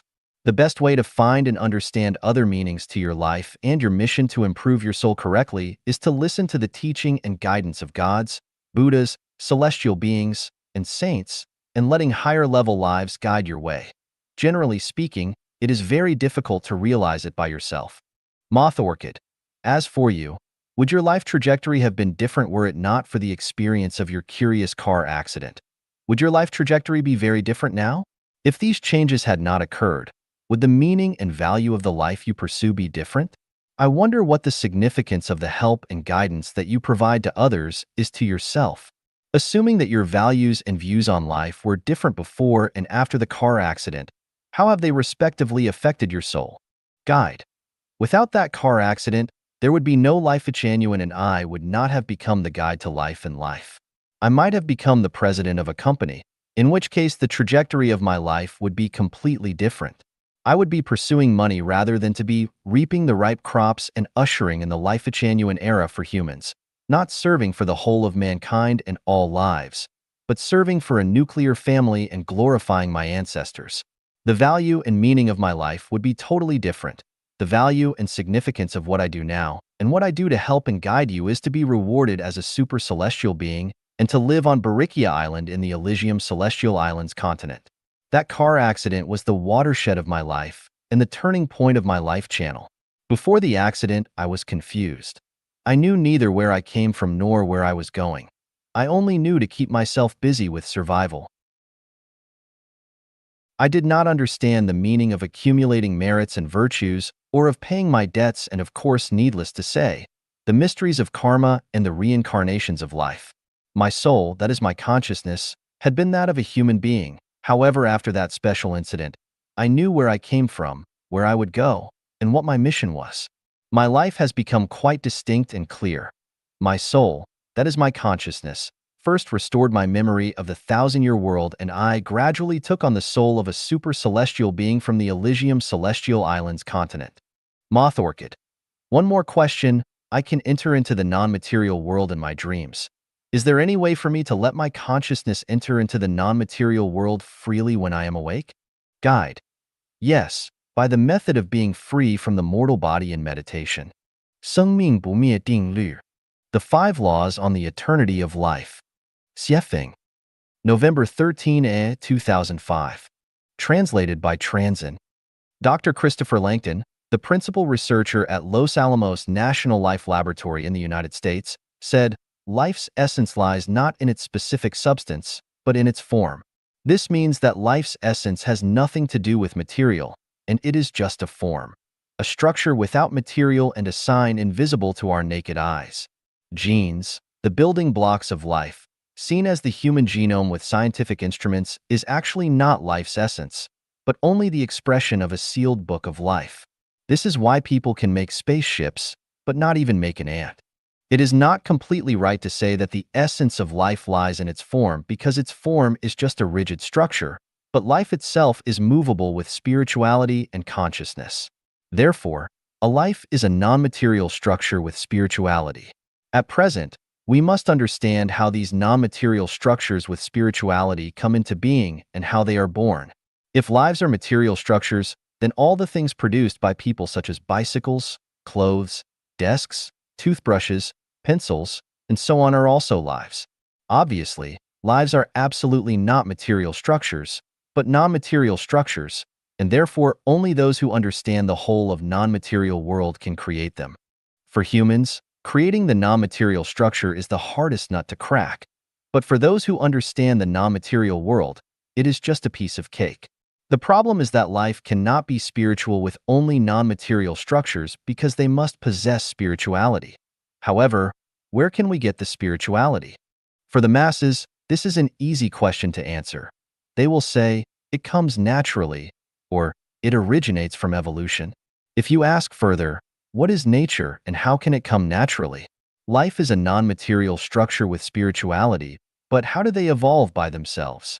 Those people, with shaking heads and angry eyes, would say, naturally means naturally, and evolution means to evolve step by step. If you go on further, they will become very impatient and say that we are taking unnecessary pains to study an insoluble question. You can visit http://www.lifechanyuan.com to search and browse my critical articles about the theory of evolution. Now, we have to ask the questions, what is the universe and why does it exist? In time and space of the universe, we learned that the universe exists as order and remains relatively stable with the total sum of negative and positive energy always equaling zero. What is this order used for? If we ask what political order is for, what is the purpose of the legal and administrative order established by people, the answer must be that it is a social order established with the aim of serving mankind. Then, what is the order of the universe used for? I have discussed this very clearly in different sections of Chanyuan Corpus and Siefeng Corpus. The universe is designed to serve life. If either perishes, then so will the other. Therefore, as long as the universe exists, life will continue. This is a basic law. Actually, though, the thing that concerns us is not the survival or extinction of the macroscopic life of the whole universe, but that of our individual lives. In other words, what we really care about is, am I going to die forever? This involves such problems as the structure of the universe, the balance of life, the morality of the universe, and others. So I have written some simple discussions about symmetry in nature, mysterious and great power, and the golden mean, perfect proportion. We know that the core of order is symmetry.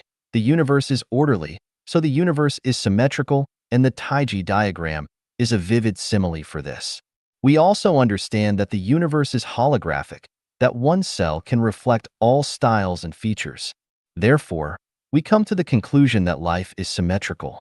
This symmetry is not only reflected in that of certain individual lives, but in all lives in the universe.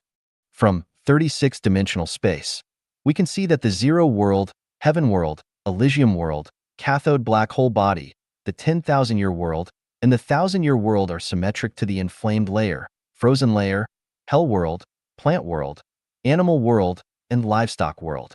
The mortal world is at the exact interface of these two symmetrical worlds. In this way, the symmetry of the whole universal lives is formed, namely the simplified overall structure of life, heaven, the mortal world, and hell. The universe has universal morality. Once it is reflected in any individual life, it represents the evolution of that life, its transmigration and reincarnation.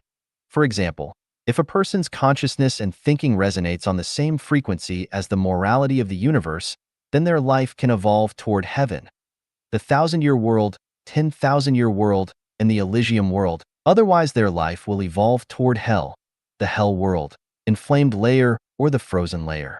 Of course, this is just a general version.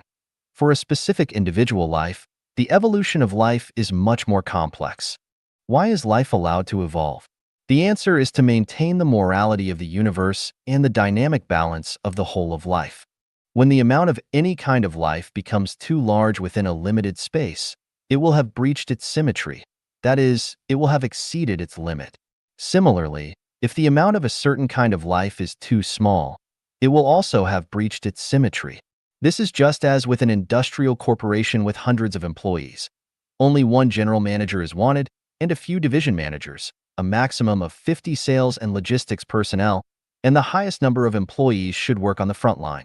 If there are 1 or 90 on the front line, more than 90 sales or logistical personnel, or more than 50 division managers, this corporation is certain to fail.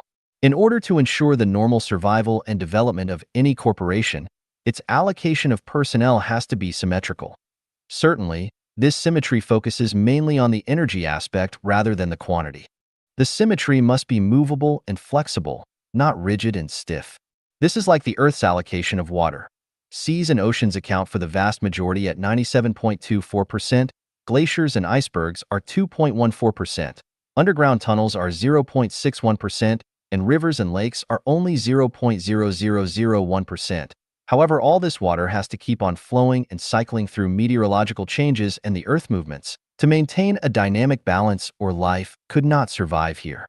The total amount of life's allocations in the universe is also like this. The amount of flora and fauna should be absolutely abundant. That of humans has to be moderate. The amount in hell is in no way smaller than the number of humans in the mortal world. And the amount in paradise has to be absolutely small. This certainly does not reflect a symmetry of quantity, but rather one of energy. It does not matter if there are a lot of ordinary people, but it does matter when there are too many kings. As a man sows, so he shall reap. Reap what one sows. Dispensing reward and punishment impartially and being meticulous are laws to safeguard the life dynamic balance and reflect the morality of the universe. Without this restriction of universe morality, the universe will be out of order and life will perish. The morality of the universe will not change according to the will of life. It is a law which hides in structural symmetry. As long as the universe exists, then too does its morality, and as long as it does, life will remain imperishable. This is another law of the eternity of life. Now, let us look at the quantity of life in the universe. In the introduction, I talked about the birth or origin of life. In The Greatest Creator, I described the origin of the greatest creator and the universe. In Humanity and Life, I also spoke of the origin of human beings and life. Now, I want to ask you whether life's quantity in the universe is overall, static, or dynamic. To be more specific, is the population of humans on the Earth constant or variable? If we look at the size of the Earth's population, we see that it is not constant, but undeniably variable. There were about 6 billion people on the Earth 20 years ago, but more than 7 and 2/3 billion now. This proves that the human population varies, which seems to indicate that the amount of life varies. However, when we understand the structures of the cosmic spaces, the essence of life, the law of symmetry and balance of the cosmic lives, we find that the total amount of life in the whole universe does not vary, but remains constant. This so-called variability is due to the transmigration and reincarnation of various kinds of life beings in the universe. People who do not know about oceans and icebergs certainly think that river water must vary seasonally when they see that it decreases in winter but increases in summer. However, people who understand about oceans, icebergs, glaciers, and weather changes understand that the total amount of water on the Earth is constant and never varies. The river with less water in winter does not tell us that the total amount of water on the Earth has decreased, nor does its increase in summer and autumn mean that the extra water comes from nowhere. It happens because water is brought from other places by the movement of the Earth and the changes of the weather. Things decrease in some places but increase in others. Things with one nature increase as those with another decrease. The universe as a whole is constant. What changes is its form. The total amount of energy is constant whether the universe is expanding or shrinking. Otherwise, the law of the conservation of matter that we learned as young children would be violated. Once we understand that the universe is constant and that the total amount of water on the Earth is also constant, we will know that the total amount of life in the universe is also constant. The so-called change is a change of life's form or expression, but not a change of its quantity. There are those who might ask where all the extra people on the Earth have come from. Those extra people have transmigrated and reincarnated from heaven, hell, animals, and plants. Have you not noticed that while the human population has increased, animal populations have decreased? The lost animals have morphed into humans. This is unimaginable. How can it be? Is this not far-fetched nonsense? In order to understand this, we must understand the essence of life. In my introduction, we discussed the achievement of Dr. Langdon. The essence of life lies not in its specific substance, but in its form. And then we reached a further understanding that life is a non-material structure with spirituality. Material forms are not the essence of life. People are different from animals in terms of their life forms, but they are the same in terms of their essences, their non-material structures. The only differences are their structural forms. I hope we can all agree that gorillas are not humans, but only animals. However, in light of their life structures, the difference between gorillas and humans is only 0.1%. With a random comparison between rabbits, sheep, and humans, the differences between their structures is less than 0.2%. There are very few differences among the structures of Jesus, Sakyamuni, Laozi, saints, and ordinary people. But those tiny differences are enough to make huge differences in their lives' spiritual qualities. Therefore, when we say that many animals have moved on to become humans, we cannot judge them by their forms, but recognize the essences behind those forms. Otherwise, no matter how many pages I spend on it, we will never understand the transmigration and evolution of lives. So, according to that transmigration and evolution of life, it is imperishable, and this is another law about the eternal nature of life. Please refer to the evolution of life. We must now put forth this question. Since the total amount of life in the universe is static, then the increases and decreases of some species are the consequences of the opposite happening to other species. What about the situation in which a life is cloned by scientists? Does this prove that the amount of life can be increased artificially? Yes, cloning does increase the amount of life. Take humans, for example. Human bodies consist of trillions of cells. The universe is holographic, and so are human bodies. A person can be cloned from any cell from any other person. Besides, the consciousness of life is rooted in its structure. As long as the structure does not change, the person cloned can possess the consciousness of the original person. Here comes a dangerous signal that cloning violates the natural and moral laws of the universe and destroys the symmetrical balance of life directly. Once it gets out of control, disasters will come in rapid succession and people will face catastrophes. In fact, catastrophes are not far away because of people's intelligence and wisdom. Taiji Celestial once asked me where the thousand-year world animals come from. My answer was that they are also life and also need to face transmigration and reincarnation. The difference is that their lifespan is 10 times longer than their equivalent species on Earth. People in the mortal world can be reincarnated as animals in the thousand-year world if they had good life qualities while they were here, because animals in the thousand-year world live better lives than people in the mortal world. Some might ask whether the total quantity of life was determined in the beginning or if was capped after some amount of time. We all know that both the universe and life had their own origins. Since there were starting points, then the total quantity of the cosmic lives could not have been determined at the beginning, but gradually grew. After the birth of the greatest creator, he created symmetric gods with yin and yang. Then, he created angels in order to allow the universe to fill with happiness and vitality. These angels were divided into super celestial beings and Buddhas for the influence from the yin and yang gods. After the division of super celestial beings and Buddhas, in order to make them enjoy the joy of creation, under the permission and acquiescence of the greatest creator and the leadership of the gods, angels began to create lives, especially human being, according to the life blueprint endowed by him. However, because of the shortage of lower-level spaces of life, this creation destroyed life's balance of symmetry. He then implemented 2 great life extinctions events on the earth in which most lives were transferred to the yin world, the hell world. In this way, many lives were treated unjustly. So in order to balance things out, the greatest creator created the 1,000-year world, 10,000-year world, and Elysium world. Since then, the quantity of life in the universe has reached its limit, and thus its total quantity was strictly determined. After this, Sakyamuni and Jesus were sent to the mortal world to educate people.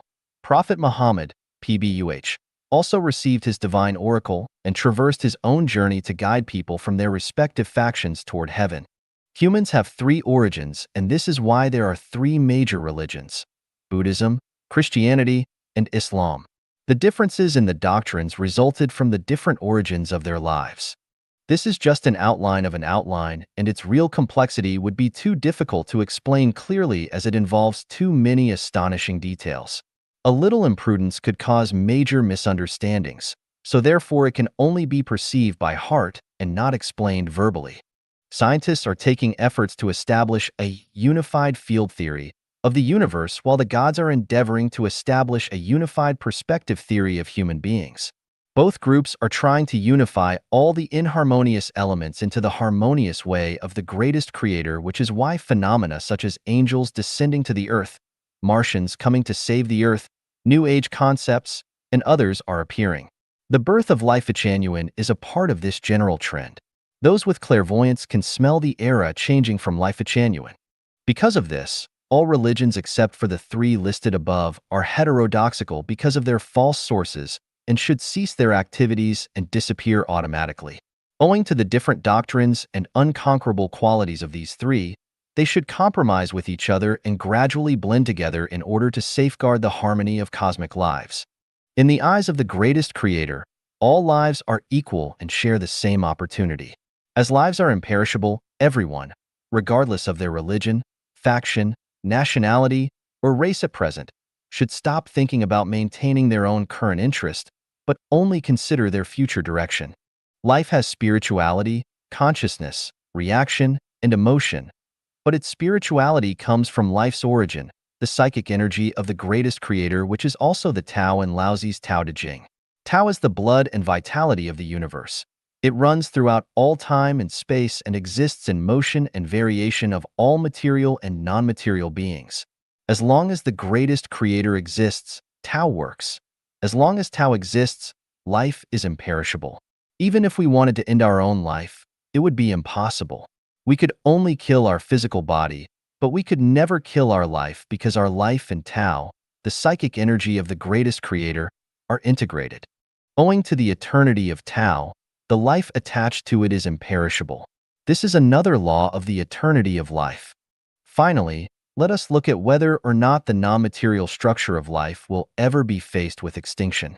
As we know, only energy that is attached to a structure can form a shape and play a role. We grow from germ cells into adults with complete organs and limbs under the absolute determination of the energy which attaches itself to our life structures. Without these life structures, energy could only remain energy forever with no way of becoming constituent parts of human bodies. We can imagine that if these germ cells were divided continuously, they would eventually enter the domain of quantum mechanics and superstrings.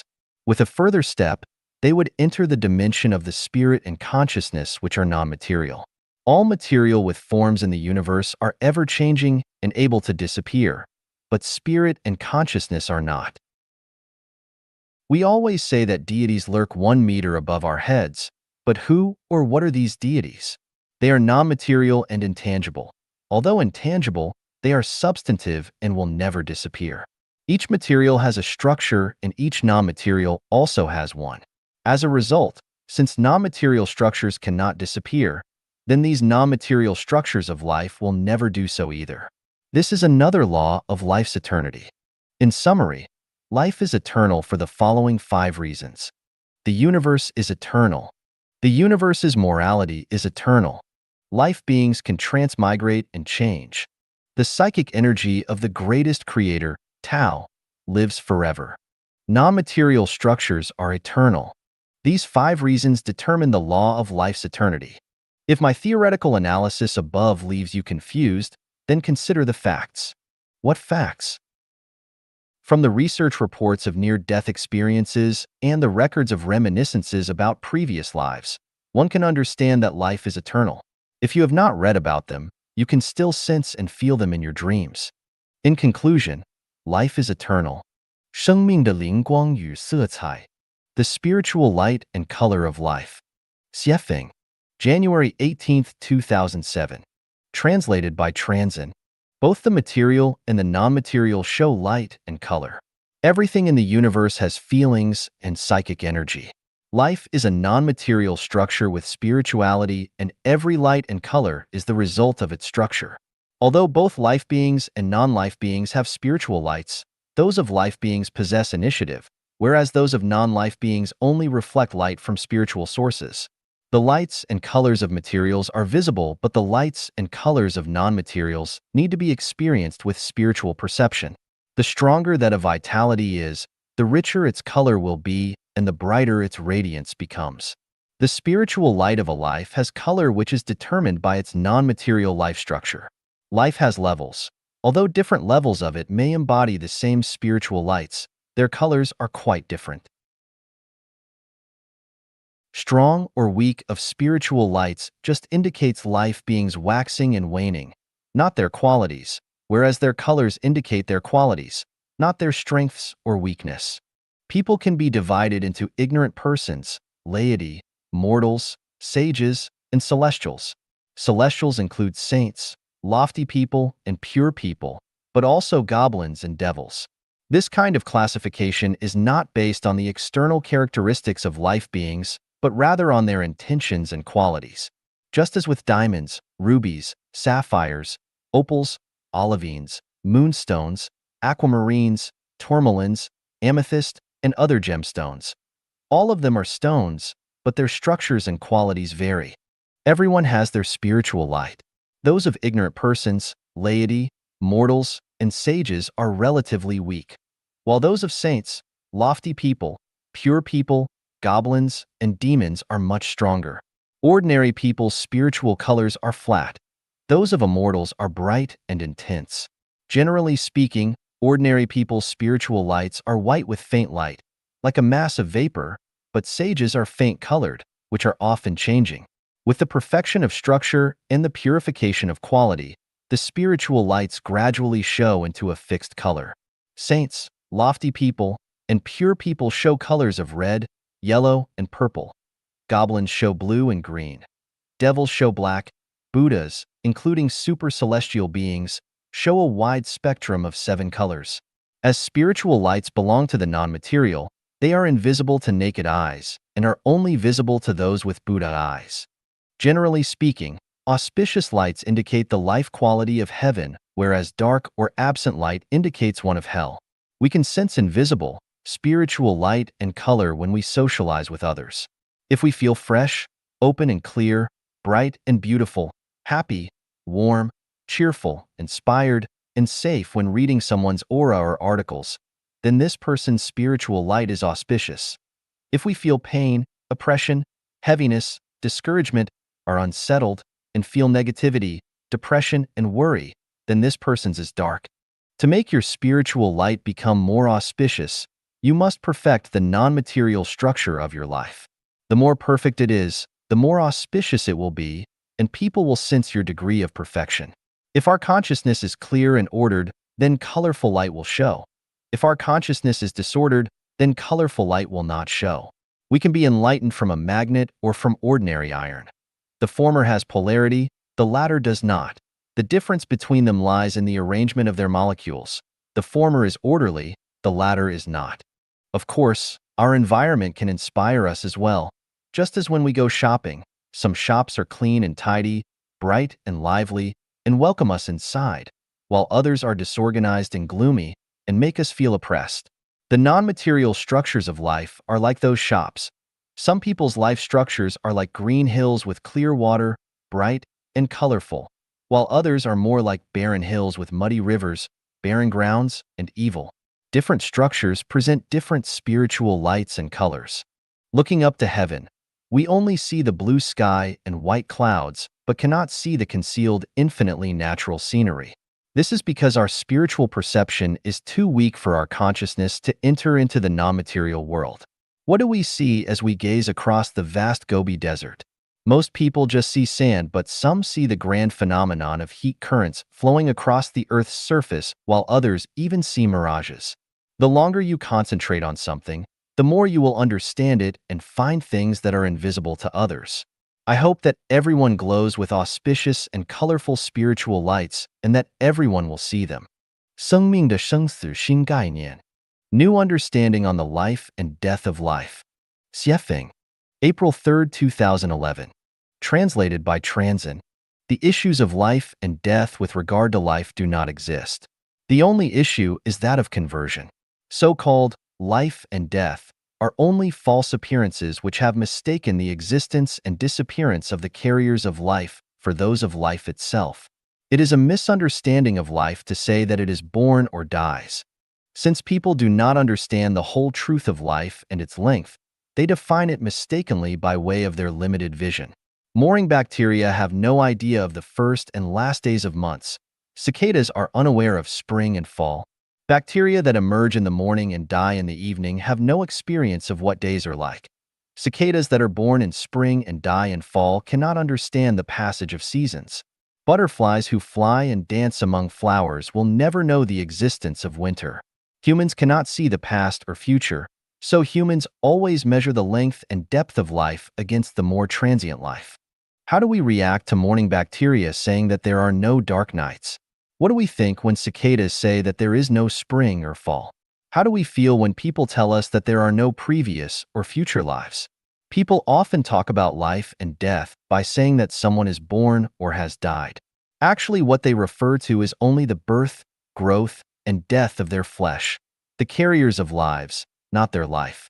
Therefore, it is necessary to redefine the life and death of life.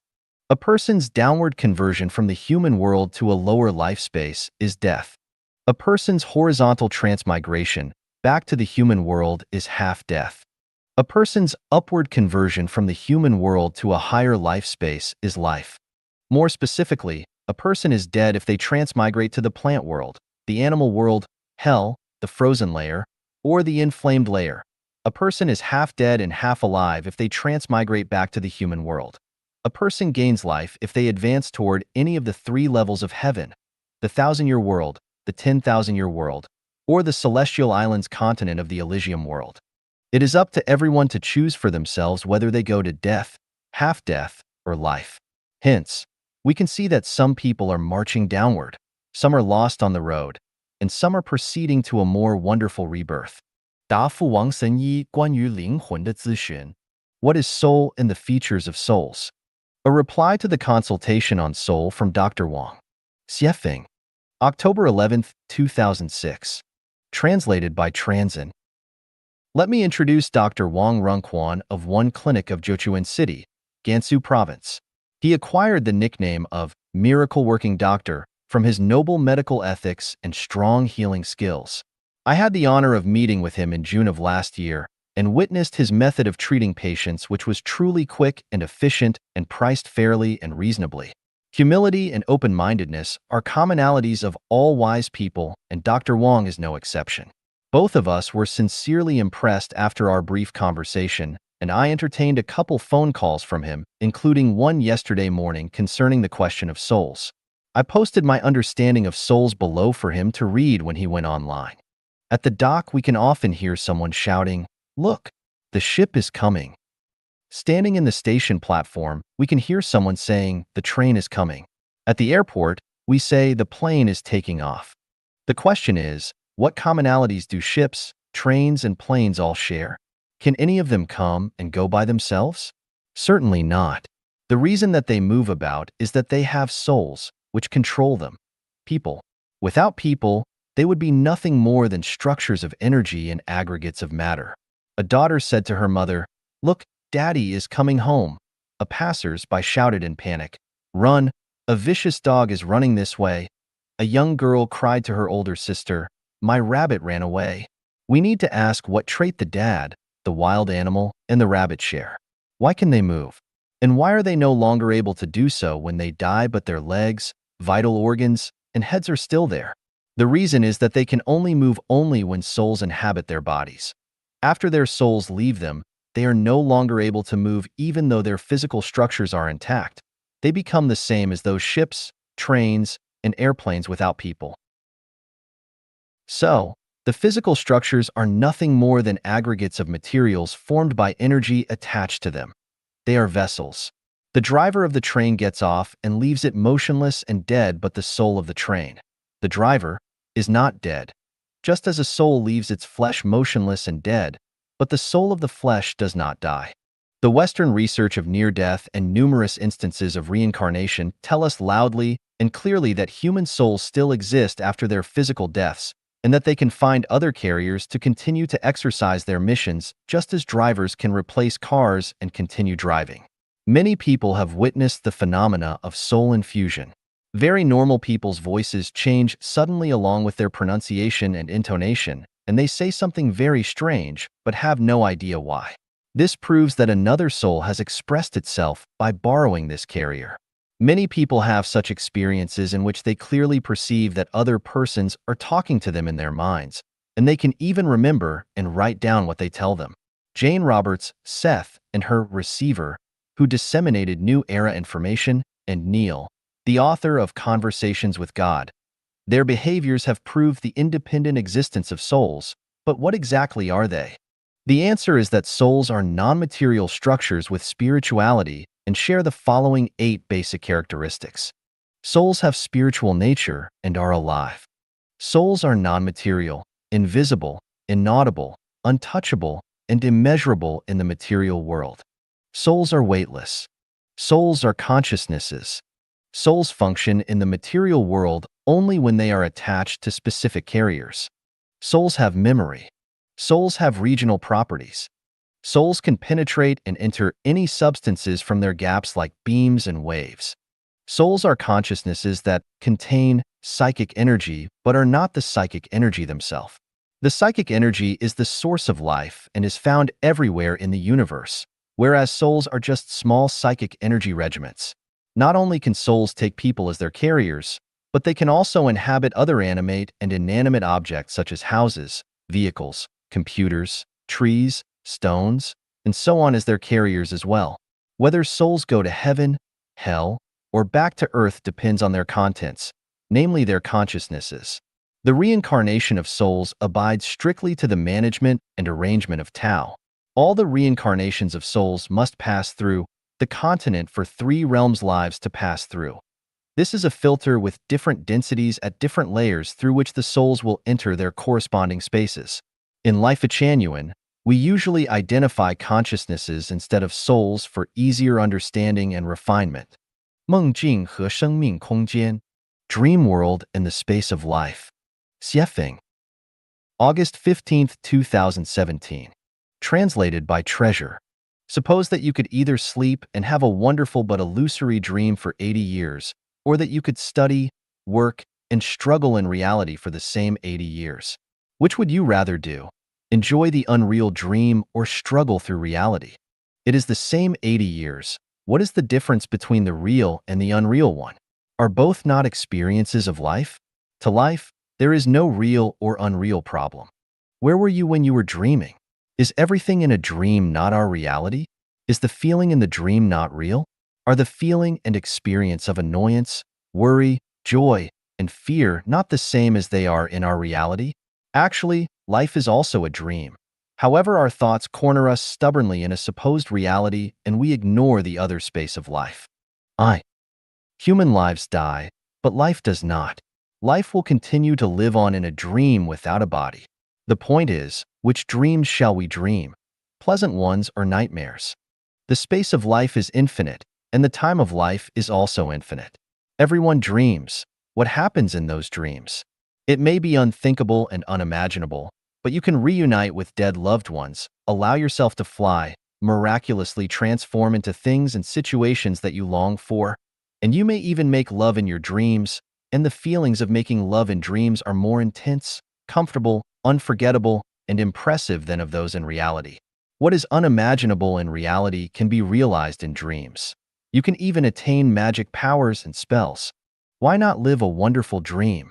What matters is how we can make long-term wonderful dreams. Associated with our consciousness is the ability to have a nightmare or a pleasurable dream. All the situations and scenarios in our dreams are created by our consciousnesses. In other words, they are related to the qualities of our lives. If our non-material structure is perfect, then we can have great dreams, while defective non-material structures lead to nightmares. Question: where are heaven and hell? Answer: in our consciousness. the non-material structures of our lives. If our minds are full of envy, hate, greed, fear, anxiety, struggling, fighting, killing, despoiling, maintaining possessions, and controlling others, then we will undoubtedly live in hell and suffer from many nightmares, and our lives will descend into hell when we die as humans. Conversely, if our minds are full of joy, gratitude, appreciation, pleasure, love, the fragrance of beauty, elegance, and unrestrained nature, then we will live in heaven and our dreams will be pleasant, and our lives will certainly ascend to heaven after our human bodies pass on. What kind of dreams are most of yours? If they are usually beautiful and you love everything in them, it is proven that your consciousness is fine. On the contrary, if they always leave you annoyed, sad, depressed, fearful, or terrified, it proves that your consciousness has too many misdirected and harmful thoughts. Our consciousnesses create both our realities and our dreams. We are not aware of our real consciousnesses. The ones that we know are only the surface ones, as the tops of icebergs floating above the water, but what really works are the deep consciousness, which we do not understand very well. Just as the bottom part of the iceberg is much bigger and supports the part that we see, it is the deep consciousness of which we are not aware that support our dreams. The dream world is created by the deep consciousness, and our reality comes from them as well. There are 18 factors which we are unable to manage or control in life, including our inability to choose our parents and the times and surroundings of our birth. Why can we not self-manage and control them? Simply, all is controlled by the deep consciousness, and just as in the dream world, we are unable to manage or control anything. The deep consciousness connects with Tao. It is dominated by the universal laws and rules of life, such as the laws of causality and of attraction. Retribution will come from the law of causality, while checks and balances will emerge from the law of attraction. Thus, everything becomes very complex, but meticulous and without any loopholes. It can be concluded that it is easy to reach hell but harder to enter heaven than the proverbial camel passing through the eye of a needle. There is the rub that it is difficult to remove the bad factors in the deep consciousness or to clean the clutter from the passage of life. If those bad factors in the deep consciousness can be removed, and if that clutter can be cleaned, then all of your dreams will be great ones, and you will ultimately ascend to heaven. 解说灵魂的地域性 Explaining the regional properties of souls. Xiefeng. October 16, 2006. Translated by Treasure. Number 7 of the 8 features of souls describe their regional properties. But what does this mean? It means that all souls are bound to reincarnate into those places and cultures where they are most familiar. Black people are bound to reincarnate into black, white people reincarnate into white, and yellow ones into yellow. Japanese individuals usually reincarnate into Japanese cultures, Chinese into Chinese cultures, and Indians into Indian cultural environments. Why is this so? It is because of the structure of life. Water droplets fuse together easily, as they also do with milk, but they will never fuse with oil. This is a characteristic of their structures. The apple never falls far from the tree, and so it is with souls, because one only feels safe when they are in a familiar environment. The size of a soul world is proportional to the content of its soul. People who live in remote villages all their lives will reincarnate into those same villages because their souls only know those contents and nothing else. The structures of their lives are only in accordance with life in those villages. Structures have attractions, like birds of a feather flock together, and similar structures attract each other. Europeans rarely reincarnate as Chinese because the cultures there do not conform to their soul's contents. They lack gravity to them, or it is far less to them than that of their original culture. Anyone who lives in a strange place within an alien culture will feel out of place, lonely, and eager to go home. Going home is every soul's wish, but where is home? The most familiar place is one's home, and home is one's most familiar place. This is to say that souls have regional properties. Generally speaking, one will usually reincarnate into a place that is most familiar to them. We have never heard of a Tibetan living Buddha coming from Africa or Europe. According to the above principle, souls should reincarnate into their own families, and this would prove the regional property of souls. So why do some people reincarnate into places far away? This question involves their carriers of life. Souls are spiritual entities which can only function when they become attached to physical bodies. When one dies but no carrier is available from within their immediate comfort zone, then they will have to find a carrier from within the smallest possible radius of that place. Therefore, if one wants to find their late relative, then they should search within a radius of 10, then 20, then 50, and then within 100 kilometers of their home to find a family that has been blessed with a newborn child soon after their relative's passing. They can then check the birthmark of the child, or sense of the child by their hearts of whether the child is the reincarnation of their departed loved one. Of course, if their relative has gone to heaven or another space, then they might never be found. Some people may not accept the concept of souls' regional properties, though they can be verified thusly. Everyone's dreams reflect the contents of their souls. Then would the vast majority of Europeans dream of Asian or African people when they sleep? Of course they would not. Even if one lives in a foreign society now, the frequency of foreign people appearing in their dreams will be low, unless in the next lifetime will some fragments emerge in your dreams. This can raise a great mystery of life. Where do we go in our afterlives? Consider that if no relevant familiar images of heaven fill your consciousnesses, then how could you go there? The truth is that this would be impossible because the transformation of life is subject to strict and meticulous management and the restraint of Tao, which is a scientific system. If you hope to go to heaven but know nothing about it, or are only minimally aware of it, then your soul would be totally unprepared to go there. If you know and understand the guide, then you could find him easily. If not, then it would be much more difficult. And if you have no concept of him at all, then you would not recognize him even if he were standing at your side. The 1,000-year world is the easiest place to which people can advance, but you must understand it. So please study it. You must self-cultivate and self-refine according to the lifestyle of the celestials who live there. In this way, your consciousnesses will be focused there, and you can go there directly after you pass on. Life is like this. The more we know, the larger our scope of activities will be. What does not exist in our consciousness has no existence in our life. Therefore, we need to make full use of our limited physical time to expand our life spaces. Do not long for the ephemeral, passing mortal world, but for a better place. Understand the place for which you yearn as much as possible. Be reasonable and willing to advance. Reincarnation and abortion. Xiefeng, July 8, 2011. Translated by Tong Xin. What is a fetus? In Chinese, the word translates to a house that is built over a period of about 1 month. Note, fetus is written in Chinese as Tai. The left part means month and the right part means pavilion. Zygotes are less than 1 month old and embryos are less than 2 months old, and neither can be called fetuses. Rather, they are only fertilized eggs. Is an unfertilized egg a life? Of course not. A chicken can only hatch from one which has been fertilized, only when the time is right for it to do so, and only then can we call it a life. Can we call a fertilized egg a life? No, because it has no self-awareness. Only those things with self-awareness can be called lives. Otherwise, man-made mechanical devices such as trains and cars would qualify as such. The meaning of a fetus is the house that is built within 1 to several months, and it is therefore not a life, but the house for a life that will come to live inside of it. On the matter of reincarnation, it is the spiritual entity, namely the soul of a life, that enters into the house which is built for it.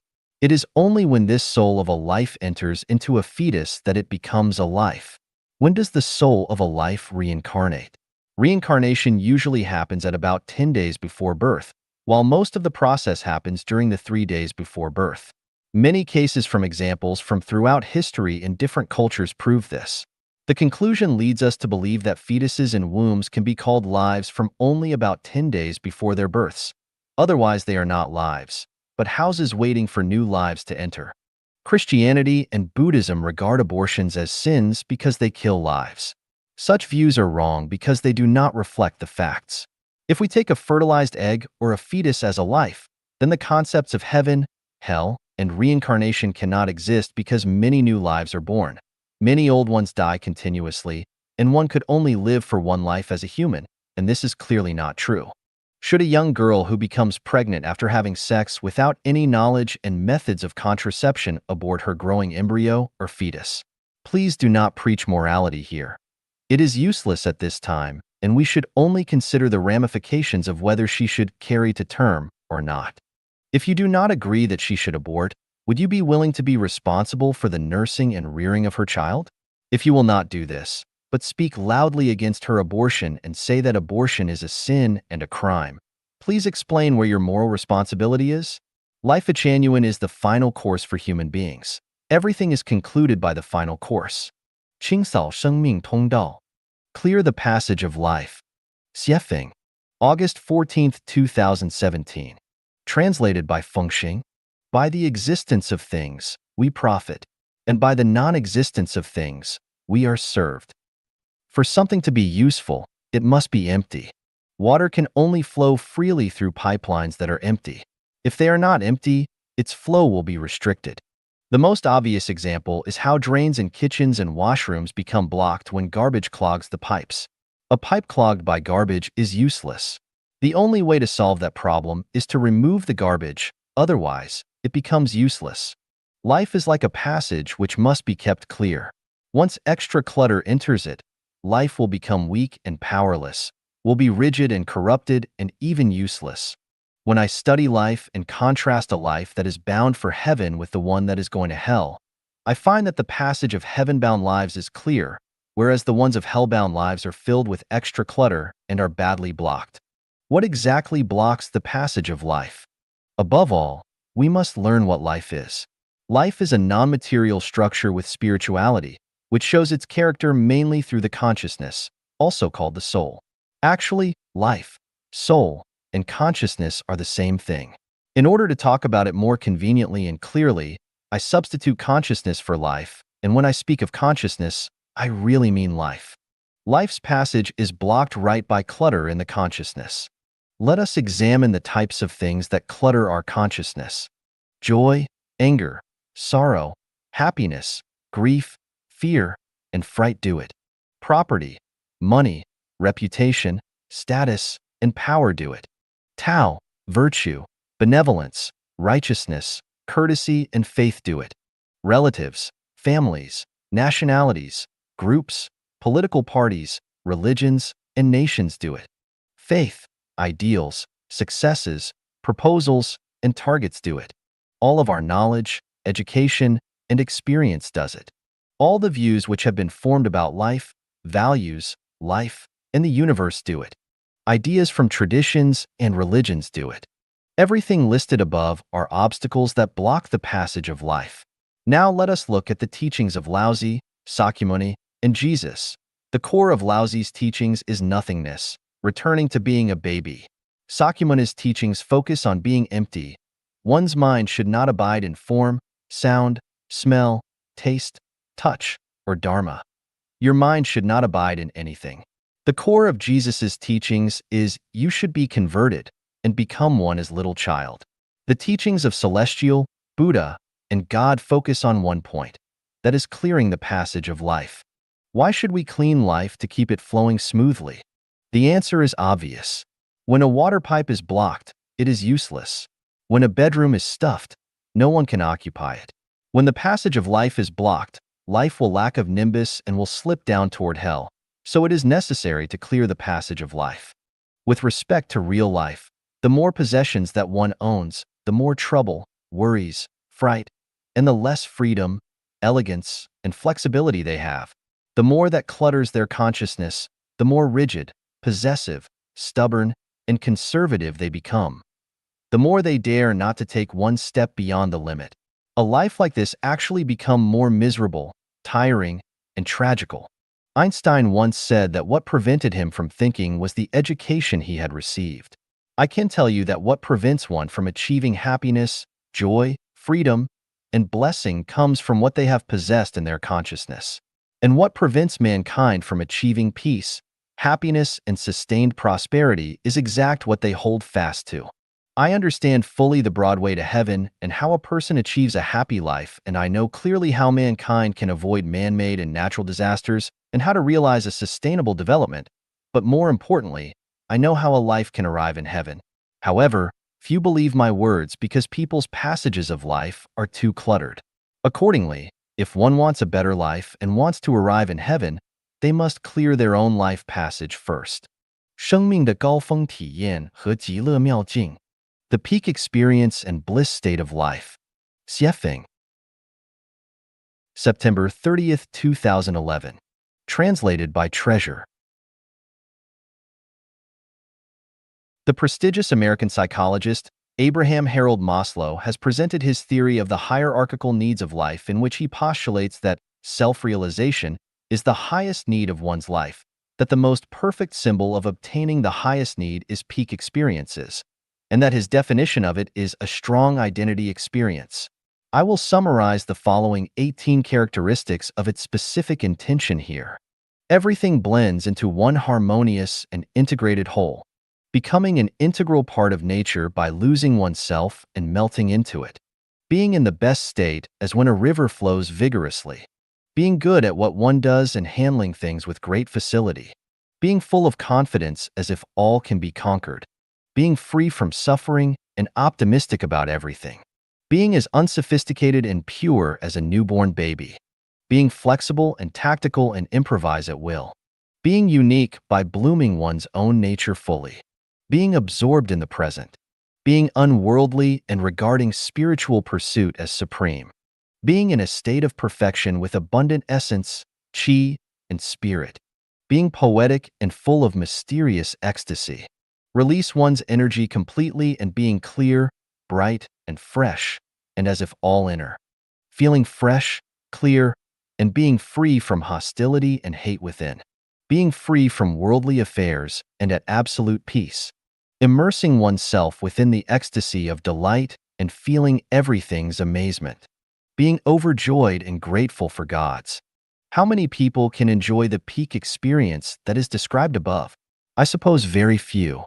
What is that wonderful state that obsesses you and makes you lose yourself and meld with the outside world feel like? Consider the following descriptions. I feel like I am in heaven. I have a vague sense of vertigo, that exciting warmth, fullness, wetness, and power. I feel extremely excited and out of breath. At the same time, my head becomes as light as a feather, as if I were dreaming with a vague, distant voice in a stagnant moment. Joy, pleasure, excitement, and thrill all make me madly joyous. I feel so terrific, seems in my body's best state. I feel as if I were awakening into a new life which had just begun at that moment. It felt wonderful, almost unbearable ecstasy for human being. Charming, blood-rushing, desperate, gone with the spirit, absolute excitement, wonderful, intoxicating, powerful, beauty beyond words. In some aspects, my libido awakens me and gives me a chance to transcend myself, awakening from the dense fog of daily life and being. I feel as if being away from my flesh, from my spirit, with no care for everything that matters to my daily self. My life stays here like the eternal, but all in one instant, tasting the sweetness and beauty of life, blending into each other mightily. An amazing feeling, my own self-existence in another dimension, floating and melting from the supporting point of my life.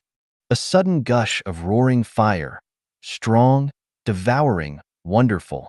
A pleasant, refreshing, irresistible sensation, growing until it becomes a rapid, high-altitude, screaming rocket with blast-like pleasure appearing in my sexual organs and then radiating throughout my entire body while everything else is gone. My inside feels full of vitality. Its strength, wetness, heat, and intensity feel wonderful. For almost the complete time, all sorts of burning, wonderful sensations radiate from within my thighs as if everything around me has ceased to exist and I am completely immersed in this wonderful feeling. Until now, I haven't found a more wonderful feeling in my entire life. The sensation is an utter immersion without willpower and disconnected from my mind. It conquers me completely and occupies my body. The best word to describe this physiological sensation in terms of its destructive overall effect is temerarious. The only physical feeling that I can equate it to would be some forms of stiffness and tension, and also the indistinguishable internal explosion of the parts of my sex organs. My body tightens gradually, my feeling reaches a steep peak of bliss, and then I reach an extremely joyous high plateau and let sharp screams out and slip across this feeling of bliss peak. Then my body convulses violently 5 or 6 times, sharply and intensely at first, then more bluntly, slowly, and gently. The descriptions above describe the peak experiences of reaching sexual climaxes. In his investigative report spanning 5 continents, Maslow stated that there are 2 methods for mankind to acquire peak experiences. One is sex, the other is music. Sex is the most common way to acquire those peak experiences. The supreme realm for Buddhist study is entering the Elysium world, and doing so means immersing into those peak experiences eternally. In order to enter the Elysium world, one must achieve an enlightened heart that is perceptive of nature. For Buddha is nature and nature is Buddha. Actually, mankind's sexual love experiences are comparatively low level, and those peak experiences that are attained through them are short-lived. To attain eternal, peak experiences, one must achieve self-harmony. That is to say, a life must possess both yin and yang and be completely free from the external sexual supplement but remain in the state of oneness with yin and yang, just as the yin-yang fish shows in Taoism. Only that means entering into the Elysium world where one can experience the peak experiences of life. Then, how does one achieve self-harmony? This is an enormous, complex, and systematic project of self-refinement and self-improvement. What I do each day is to guide Chanyuan Celestials to develop towards self-harmony. To recap briefly, in order to achieve self-harmony, you need to meet these 4 requirements. You must de-weed your soul garden completely. You must pay back all your debts from all of your past lives. You must accumulate enough merits and virtues in heaven. Your consciousness must ascend to the perfect state like a celestial being or Buddha. The building and living experiences of the new oasis for life are all for fulfilling the above tasks. I designed the new oasis for life carefully, including its locations and all the details of its planning and building. At present, all Chanyuan Celestials who have taken part in building and experiencing the life in it can have joy, happiness, freedom, and blessings here. They will feel the peak experiences continuously and finally attain self-harmony in order to enter into the celestial island continent and enjoy eternal bliss. In fact, Buddha and Bodhisattva have already revealed the way to attain self-harmony and enjoy the peak experience of life and bliss long ago as described in Heart Sutra. When Bodhisattva Avalokiteshvara, Lord who looks down with compassion, attained enlightenment through his profound wisdom, he realized that all forms, feelings, thoughts, behaviors, and cognitions are only illusions. With this realization, he moved beyond all suffering and difficulty. Sariputra, therefore, the tangible comes from the invisible which contains it. There are no essential differences between the two, and the same applies for feelings, thoughts, behavior, and cognition. No matter which of the above, none of their natures have birth or death, being or non-being, defilement or purity, or increasing or decreasing. Therefore, the nature of the world and of life is invisible. Neither any individuals nor any of their sensations listed above really exist. Thinking and our physical perceptions of seeing, hearing, smelling, tasting, and feeling mislead us into our illusions and apply questions to our cognitions about good versus evil, ego versus non-ego, wise versus unwise, life versus death, and attainment versus non-attainment of supreme dharma. All of these perceptions are only illusions. The Bodhisattva relied on the wisdom that could bring him to the shores of freedom. He was entirely free from worry and thus overcame all fears and all that upset him, leaving behind this distorted, illusory world and ultimately attaining nirvana. All Buddhas of the past, present, and future have and will continue to rely on that same wisdom to bring them to the shores of freedom, help to attain supreme authentic wisdom.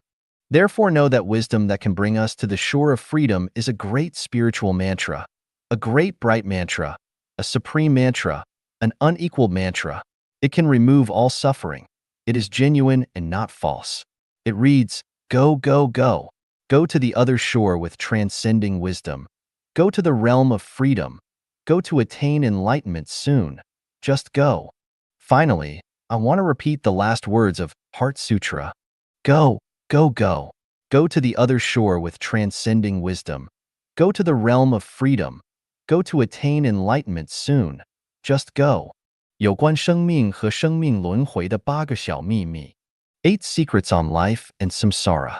Xiefeng. June 18, 2011. Translated by Treasure. The total number of lives is fixed. The total number of lives in the Earth universe is fixed and does not vary. This is to say that the total number of lives is fixed and that the only changes are from the phenomena of the reincarnation of lives. This is as with the fixed quantity of water on Earth. If there is a drought somewhere, it does not mean that it has decreased. If there is a flood somewhere else, it does not mean that it has increased. Leave a bowl of water in the sun until it evaporates completely. Has it died? Of course not. It has reincarnated. When clouds float in and rain falls from them, has more water been produced? Of course not. It has just reincarnated onto the Earth. Unless the whole system of the Earth changes, the total amount of water on it will never change. It will neither increase nor decrease, just reincarnate. It may reincarnate into icebergs, the sea, the earth, or clouds. Water runs in cycles like this for thousands of years. The number of people on the earth has increased. So does this mean that new lives have been born? Of course not. These so-called new lives are just reincarnated from other spaces into the earth. If the number of people on the earth increases, the number of animals may decrease. If that of animals increases, that of humans may decrease. If that of lives in hell decrease, that of lives in the animal world may increase. If the number of people on earth suddenly decreases dramatically for a period of time, where have those lives gone? Are they dead? Of course they have not disappeared. They may have gone to heaven, hell, the plant layer, or the animal world. In short, the amount of life in the Earth universe remains the same, just as with the total amount of water on Earth. The lower a life's level is, the greater its quantity is. The amount of insects is surely greater than that of birds. That of grass is surely greater than that of herbivores. That of herbivores is surely greater than that of carnivores. That of non-humans is surely greater than that of humans. That of lives in hell is surely greater than that of lives in heaven, and that of human lives is surely greater than that of celestial beings. The question then becomes, why is the number of super-celestial beings in the celestial islands continent greater than that of humans on the earth? Is this a contradiction? Up to now, the number of super-celestial beings has been 30 billion, while that of humans has only risen to 7 billion. Does this phenomenon go against the law that the lower a life level is, the greater that level's amount of lives is? Actually, no. From a static point of view, the number of super-celestial beings is larger than that of humans, but from a dynamic point of view, the number of human beings is still larger. The number of super-celestial beings has not changed across hundreds of millions of years, but the total number of humans has been trillions during the same time period. Things, including lives, are valued according to their scarcity. Jesus Christ told us that the road taken by great numbers leads to destruction, lower life spaces, but that only a small number will take the way to life.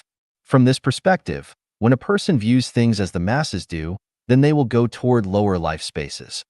When the masses go a certain way and you follow them, then surely it will be toward lower life spaces. Only those who concentrate on the things that common people ignore and remain indifferent to the things that common people value highly have any hope of ascending to higher life spaces. Bad people must outnumber good people. According to the law of the amount of lower-level life being greater than that of higher-level life, it can be deduced that the number of evil people surely exceeds that of righteous people. This is also to say that the number of ignorant people is more than that of laities. That of laities is more that of mortals. That of mortals is more than that of sages. And theirs is more than that of celestials. It is as in human society where the number of common workers exceeds that of business managers, that of managers exceeds that of city mayors, that of mayors exceeds that of provincial governors and ministers, and theirs is greater than that of national presidents and prime ministers. Any other arrangement would be chaotic and disorderly. Life is easy to reincarnate into lower life spaces, but hard to sublimate into higher life spaces. In human society, it is easier to commit crimes than to become role models and easier to become bad examples than good ones because it is easier to appease one's flesh than to sublimate their souls. People like to cater to the values of the masses which fall into the category of high quantity but low quality of life. So it is much easier to reincarnate towards lower life spaces, and many do that unconsciously. Therefore, when the masses believe that when a boy grows up, he takes a wife, and when a girl does so, she finds a husband, it is a natural outlook on life, and you can predict the results when you take it as your own. When you follow the masses who are making money and doing business with companies, the consequences of reincarnation can be foreseen. But when you follow